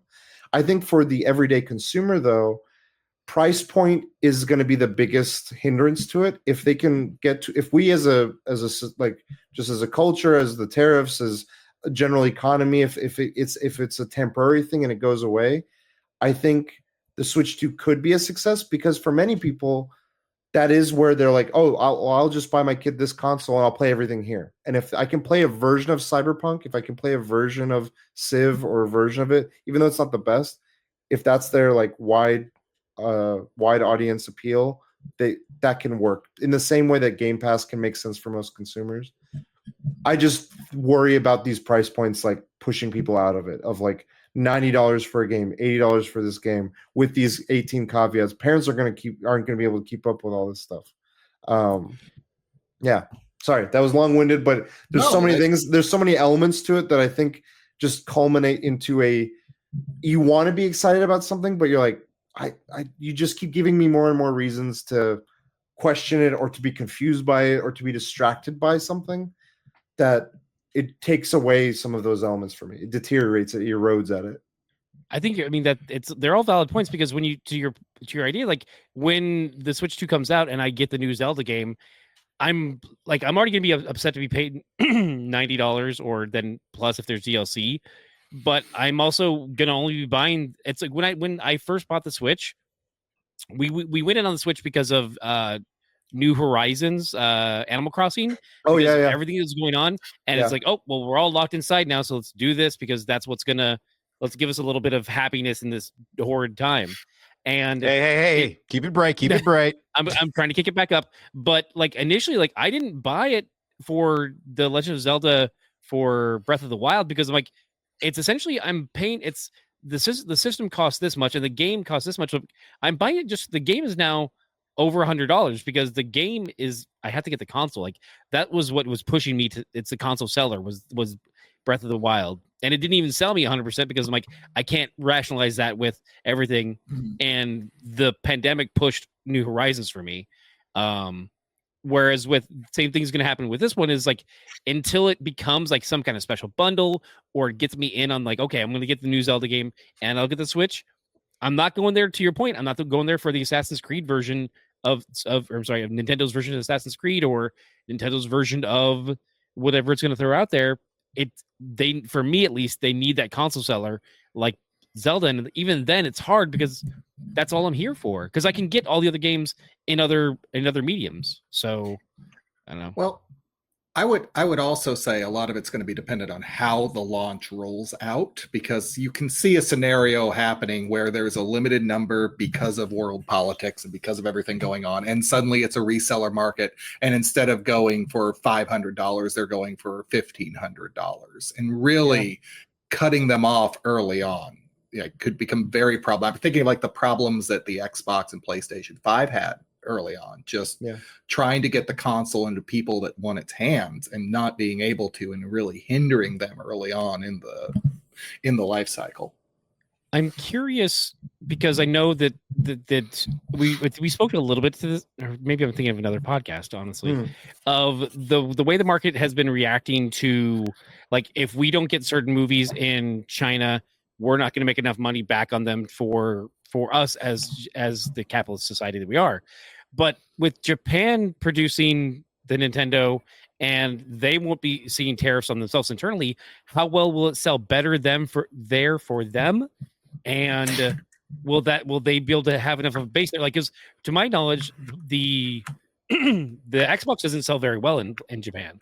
Like, it's not so it's like will they be able to be sustained by Nintendo's internal purchases, at least to keep them afloat for long enough for? Well, you gotta remember that they're only tariffed in the US. They can do well in Europe. Right. And that's what I mean. Like, we're speaking about it very much just from our point of view, because we're all consumers here in North America. So will other territories still support them well enough that they won't be, that they're not too hindered by it? So it's just more of a North America issue, or just us because we've got morons in play? Because Canada's going to get it fine, right? Like, that's not, they're not going to be hit by it. And so will Mexico. So it's like, are we going across the border for meds and Nintendos? So yeah, I was about to say we're about to have the prohibition run. We're going to trade for eggs. I'll give you a carton of eggs for a couple hours. They have eggs. Yeah, give me they don't need anything. anything. Yeah. All they need from us. I got to smuggle eggs from Mexico to then trade for hours of playtime with the Switch into Canada. Hours of time. I believe they call that CDs. You just described NAFTA. Congratulations. Yeah. There you go. Globalization, baby. I mean, you guys are all bringing up very valid points, especially with the pricing and things like that. I was just more concerned about the hardware itself being, again, more iterative, and then having competition catch up. Because again, and the fact that they did so well for the last almost 10 years, will that hurt them? Because if you're a parent who bought one in the last 5 years or so, and your kid's saying like, oh, the new one's out, and you literally can't see a physical difference to it, and they're just saying it's new. It's like, well, I just bought you this thing, or relatively speaking, I bought you this thing. Why do you need the new one? Or people who were like, you know what, this does to Kurosh's point, it does the limited thing I needed to do. It allows me to play Animal Crossing, it allows me to play Zelda, whatever. I don't necessarily need this new one, especially if it's not, game changing in a way. Yeah. I mean, I said that as a negative, but I also feel like what you pointed out earlier about nostalgia, them being the strongest, they, more than any other of these hardware publishers, makers, and everything, they have the most IP that is exclusive to them of all of them. And I think that if they wanted it to just be a Nintendo machine, they could be very self-sufficient to that end. I just wanted to. Yeah, no, they could. I think it's going to be hard for them to sell. We made another handheld when there are newer handhelds coming out that relatively do more than what go ahead. I would say, well, I mean, on the note that you said of like, I question, you said like, parents who just bought their kids a Switch, like, I just bought you a Switch, why do we need to buy a new one? I'm not sure if that's still an argument. Like, we experienced that as children, where we're like, hey, I want to get this new tape, and no cassette tape, not a Betamax tape, or I need you to buy me a Nintendo game, not a Super Nintendo game. I would imagine the generation of parents that are coming up now understand the difference of these. They're like, oh yeah, you need the Xbox Series X game, not the 360 game, because that's no longer like. So I think that argument has maybe aged out of us a bit as a society. I agree. I think it's shifted. So I just talked to a coworker of mine who's a parent, and he's a big gamer enthusiast like us. And his main thing was when it comes time for kids and their birthdays, you're like, oh, I'm gonna get my daughter or son's kid's friend a game. Like we're gonna get them a game for their birthday. Games were like $50-$60 maybe. Now it's like $80-$90 for a game for someone. It's like, I'm buying people less games. Like I think it's gonna be less the console part, to Ken's point. I think it's gonna be more just how often are people gonna be like willy-nilly being like, yeah, I'll get you that Pokemon game, I'll get you that Mario game. Man, we got $500 of games. That's 4 games or something. Like, I think in that front it'll be a losing battle, because to going back to what you said, Kareem, of these other hardware, for instance, the Steam Deck. If you look at them, and it's been compared a lot, and it's like it's apples and oranges to a degree, but like if you're trying to just say as a value proposition of saying, okay, the Switch is cheaper than a new Steam Deck, but then if you look at how much each of these games is going to cost you, Steam always has their sales. You can buy games for $4 or $5 and be right as rain on a Steam Deck and maybe do other things with it, to your point. The Switch is going to have their games, so it's either take it or leave it kind of situation. So, well, yeah, that's what I'm saying. Like, you could buy even, like, say you compare the Switch 2 to the first iteration of the Steam Deck. Spec wise, they're roughly the same. Talking about, like, 120 hertz screen, the port and everything. I mean, one's bigger and heavier, but what you can do on it, like, again, you could put Game Pass on there. You can put your whole Steam library on there. If you have memberships to EA or Ubisoft or any of those things, you can put those all on the Steam Deck. So you can have your entire library of gaming all in one device, or you could have your Marios and your Zelda and stuff just on the Switch. So again, to your point of younger parents understanding the value proposition, it's like, well, yeah, I could get you that, but for $100 more, I can get you this thing that'll relatively offer you more right off the bat than to be like, all right, let me give you an upgraded version of the thing that you've had for the last 10 years that only does marginally better than the last one. It's going to be the only one that has Pokemon, though. Yeah. If you want Pokemon, you got to go there, and that IP, you're right. Unless you emulate it, but yeah, you're right. I mean, you can play Pal World. That's fine, but it's not Pokemon. And I'm saying you can emulate Pokemon on your Steam Deck. But I'm like, when the next Pokemon comes out and all the neighbors have it, they're like, well, this and you can't trade on that emulated system. And no, you're right. You're right. It's gonna be a messy thing. That's I think the ultimate thing of like, it's not gonna be as clear cut as it was when Nintendo first came out with this thing, because again, it was, hey, this thing isn't your set up in a room console on a TV that's dedicated. This is like, you can take this with you, pick it up and go, and that was really game changing, I think, at the time.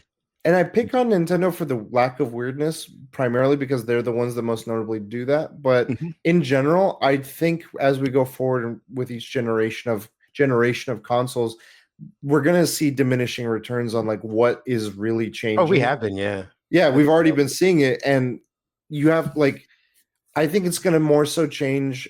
We're going to see something really big when it becomes like now VR is fully fledged and you have a full immersive experience, or now portability is so just you can get a full experience. I don't know, like something just game changing has to occur in order for the same sort of tectonic shifts we grew up with. We, like, all of us have gone through from the era of 56K modems through what we have now. We've seen that drastic change. I think the generations today see way less of that. They're like, what's the difference between 3G and 5G? It's just speed. Like, it's not like a change in how it operates and what it is, and you have to get off the phone in order to use it, like how it functionally operates. So I think these generations more just the technology as a whole, it's just going to be more subtle. And I'm like, I think us, as seeing what we've seen, are going to be less and less impressed by that too. Of like, oh, it's just more visuals, it's just more this. It's going to be really, what is the game doing? What game do I want to play, and where is it, and how do I play that? to that point too, and I think I talked about you this privately with Pokemon. Again, I'm going back to like a 2-year-old game. That game's graphics are kind of dog shit by comparison to everything else in this era. And I think I'm like, I was saying like, this is surprising for a current generation game. And I'm like, how do they like why? And Kurosh is just because they can, because they know we're Pokemon. We don't have to make any of this look amazing. Like we make the Pokemon look good, make the trainer, but like the buildings could literally just be cardboard for as far as you know. And there's no texture mapping, no visuals. And like meanwhile, over on the PlayStation side, people are like, look at the ray tracing, all the rays that are traced. Even if you look at there's a game that just came out, Xenoblade Chronicles X Definitive Edition. It's like a Wii U game that got ported over to the Switch.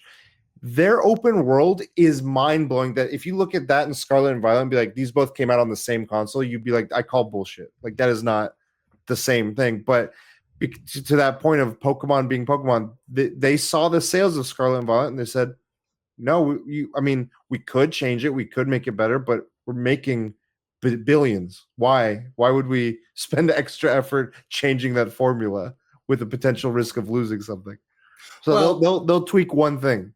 And then what's the last thing Nintendo took a big risk on that you can remember that failed? Wii U, and I think that lesson is still in their head with the just keep it chill, keep it doing the same thing. Last time we jumped from an A to a G, it cratered. It was a bad scene. So maybe and all the games. To your point, all the nostalgia we've seen in this, like what I also see as nostalgia, they've re-released almost all the big hits from the Wii U on the Switch because they knew the games were good, but they did such a horrible job with the console. Yeah. They put that barrier up. There was a game called Zombie U that that was like the opening for the console. That was one of the marketed ones. Because you needed a dual screen. That was part of the thing that was built in. Like you could I can organize my backpack, but I can only do it here. And I'm like, as a big zombie fan, I was like, oh, that's a really cool idea. I dig that. And it's something that eventually did make it over to other consoles. I'm like, oh, so that was just you had this. That's why you had us for a quick minute. But it was something that they tried that was maybe innovative, but then it was like, oh, we can just. It was marketed poorly, and I don't think people were ready for it, especially coming from the Wii, because it wasn't an evolution. It was a jump. To Pat's point, it wasn't like, oh, we're gonna, you guys were used to playing tennis with these controller things, and now we're gonna jump to this thing, and people are like, what the hell is this? Also, the Wii kind of like they didn't have to put as much emphasis on their own original content. They were just like, let's make everything a Wiimote gimmick, and they became shovelware for just 1,000 different things. And then they were like, well, we need to iterate on this, and we were like, oh shit, what do we do? And I don't think they had the substance of the hardware and everything to just. It was a half measure for us to get to what the Switch would end up being, which took a combination of those ideas.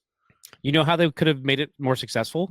Instead of calling it the Wii U, if they called it the Super Wii, they would have been fine. We're honestly just listen. What are you doing? Playing my Super Wii? Yeah, that's gonna go over. Yeah, well. Exactly. Hell yeah. Oh yeah, the Wii U. Fiddling with my Super Wii, bro. I gave Jack my Super Wii last night, and Currently loves having to say that over and over. Did not go over well at the office. Bringing in my Super Wii, everybody, for us all to play with. Why is HR here? I don't understand what's going on. She wants to play with the Super Wii too? Cool. Wait. They've never experienced my Super Wii? Come on. Of course, they want to be here for that. What do you mean? I need to clean up my office. More room for the Super Wii? Just fiddle with the stick. It's fine.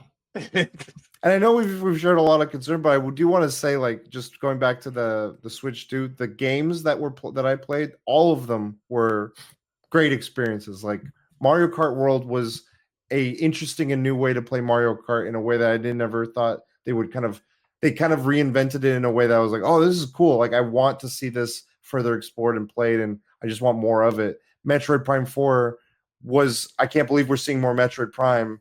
And now that we're getting it, it's actual. Donkey Kong was kind of what Mario Odyssey was for Donkey Kong. Now I'm like, oh shit, okay, I want to see what that allows for me to do, because all three of those and more. They got Air Riders Kirby Air Riders coming later this year. They got all these other games coming. So I'm like, I have a technical question. Does the Super Switch support amiibos? It doesn't, because it doesn't exist. Hey, you know what? I'm going with it. Just let it be. Yeah, there's we'll manifest this.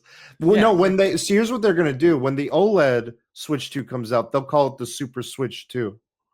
There we go. Boom. There we go. You heard it here first. Electric Boogaloo. Yeah. But yeah, there's amiibo support still maintained and stuff. They had like the hardware has a bunch of stuff that I was like, oh, this is pretty friendly. The little kickstand thing is more robust than it's ever been, and it folds back to a point that is almost like kind of like a flat surface almost with a little bit of an angle. There's 2 USB ports, so one can be used for charging while the other can be used for connecting a controller or device of any sort.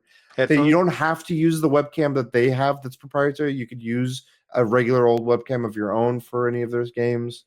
The voice chat feature is another weird thing that I was like, the C button that they're adding. I'm like, they just did their own version of Discord essentially.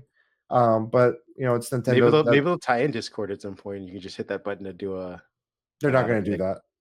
They're always going to do their own version of whatever that is. That makes too much sense. Just like their goofy ass Nintendo, like the Nintendo Switch had, you used your phone as the app to connect. Yep. It was bonkers and weird. I did not enjoy it. Yeah. So, but does the new base have a LAN port? Yes, it does have an Ethernet port. It does have an Ethernet port. Thank you. It has all the same hubs and everything that the prior one had for it. The new Pro controller is very nice, and that's another one where it's the same concern I have with the original with the Switch 2, the battery life. But on the Pro controller, they have back paddles on it incorporated, which is a cool feature, and you can map anything to them. They didn't have anything mapped there, but the fact that they had it as part of like their Nintendo controller, I was like, I want to see back. I've grown to learn to enjoy back paddles on my controllers. I'm like, this should be a normal part of all controls going forward in some fashion. But anyway, I just wanted to add a few more things on that front. I know there's equal parts excitement, equal parts concern for a nuanced conversation. No, I mean, that's probably the best they could hope for at this moment, since no one's actually gotten their hands on it as far as reviews are concerned. That everyone's hoping that it's going to do well, based off of the goodwill that they earned with the first one. They did a really good job, I think, executing that. Things have changed, which is ironic that some of the Wii's success, the Switch's success happened during the pandemic, when people were like, "Oh, we're gonna get a Switch and then stay home," thus negating the value proposition of the device itself. No. But if you're staying home with multiple people, well, now we can both just chill at our part of the apartment. Yeah, sure. One question I have is, which maybe I don't know if they solved for it, which I don't know if you even know this, is did they ever kind of nail down cloud saves? Because that's one thing that I think is troublesome with the Switch for me, is that hypothetically my wife has the island on Animal Crossing, but if I had a separate Switch, I would have to start a completely separate game. And it's like, it's still my same character, my still same save, but because the way they do ownership on the games, we can share the island, but I would have to have, like, you can't that's share. That's an Animal Crossing problem. I don't think that's because the way the Animal Crossing built it into their system, they tied it to the Switch console hardware, as opposed to the profile. Yeah. If you tied it to the profile, then it becomes...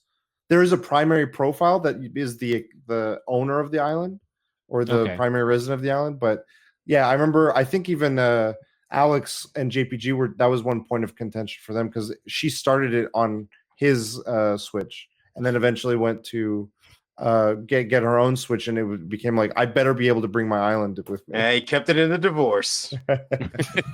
Well, and I'm curious how that works, because I only do minimal gaming on the Switch.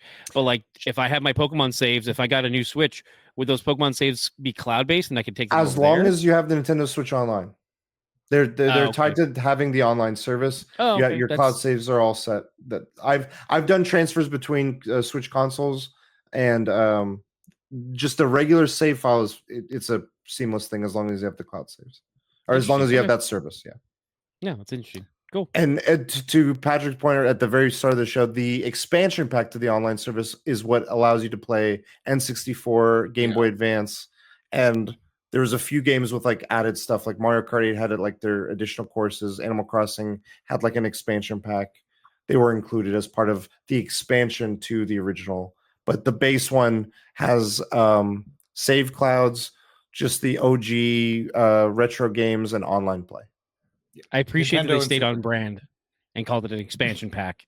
Yeah, much like one that goes in the 64. Like, I will okay, also cool. say the GameCube controller, because they've done like the wireless Super Nintendo controller to play your old games, the N64 controller. The GameCube controller, that's like their wireless one for the retro stuff. That also brought like the whole experience was like you can turn on a CRT toggle to give it the CRT look, and you have the controller. And I was like, I was instantly transported back. Like that was a very nostalgic moment for me.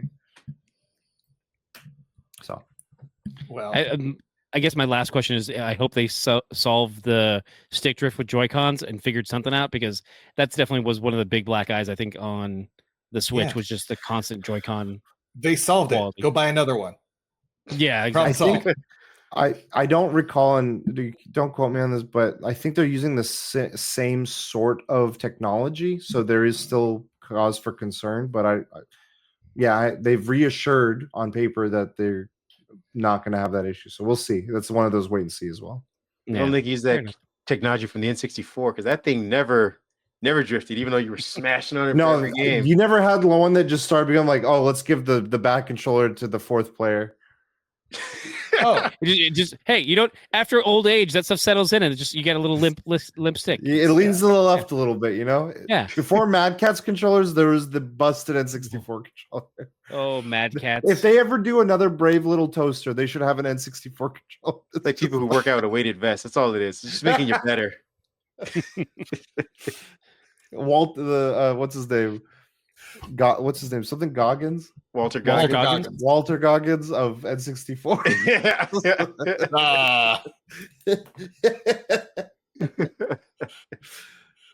Now you see here.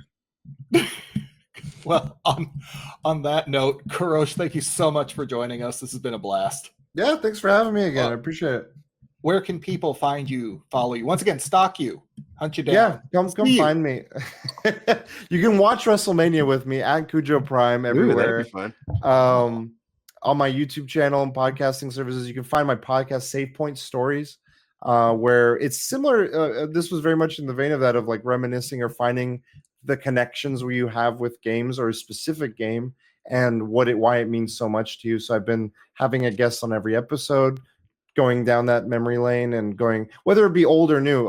One of the episodes I think will be out by the time this comes out is with Alex, and her save point was Animal Crossing New Horizon, because that time was that's an exclusive here, folks.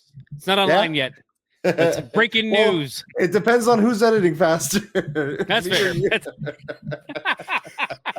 Kareem, post it raw. Post it raw. Get it up. Do it live. Do it live. We'll do it live. So it's all kinds, whether it's in your past or in your youth or just a few years ago, it meant a lot to you. That's what that podcast is. So it's been very fun doing season 1. I'm excited to start getting ready for season 2. So Save Point Stories. Nice. Real quick, because I have to ask, since it is this weekend, I saw that you acknowledged our tribal chief, so I assume you're going Roman Reigns.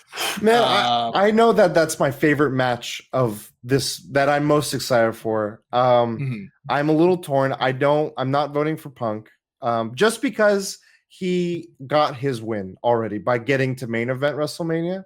I feel like that was going to be really a difference maker of how I felt going into the match. Now that he's got that, I really want it to be, I think it's going to be Rollins, but I'm very interested.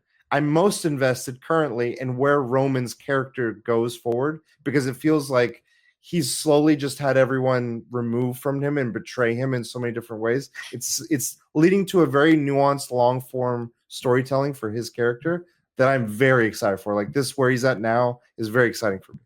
Yeah. But I'm excited. That match is still going to be so good. Yeah, it's going to be great. Everybody's going to okay, and then the other one, who you got, Cody or Cena? Where are you going?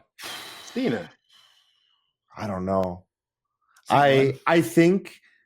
Ken, do we need to give you a lore down on this real quick? Should we go another hour real quick? I can grab the John Cena action figures they've released. I'm gonna go. There it is. Yeah. and I got the John Cena Game Boy game in right now. But they have done a couple of John Cena action figures, and they're just clear plastic. Like they've done the transparent, and they also did one with just empty packaging, like with a vest in there.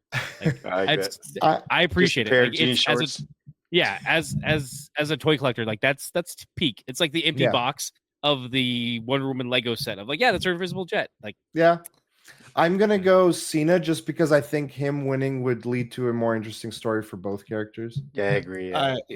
I think there's more you can do with that, especially in his last year. What do you mean? This has been our 30-second wrestling talk. What do you guys mean characters? I don't understand what you're saying. Oh, geez. Hold on. To be continued.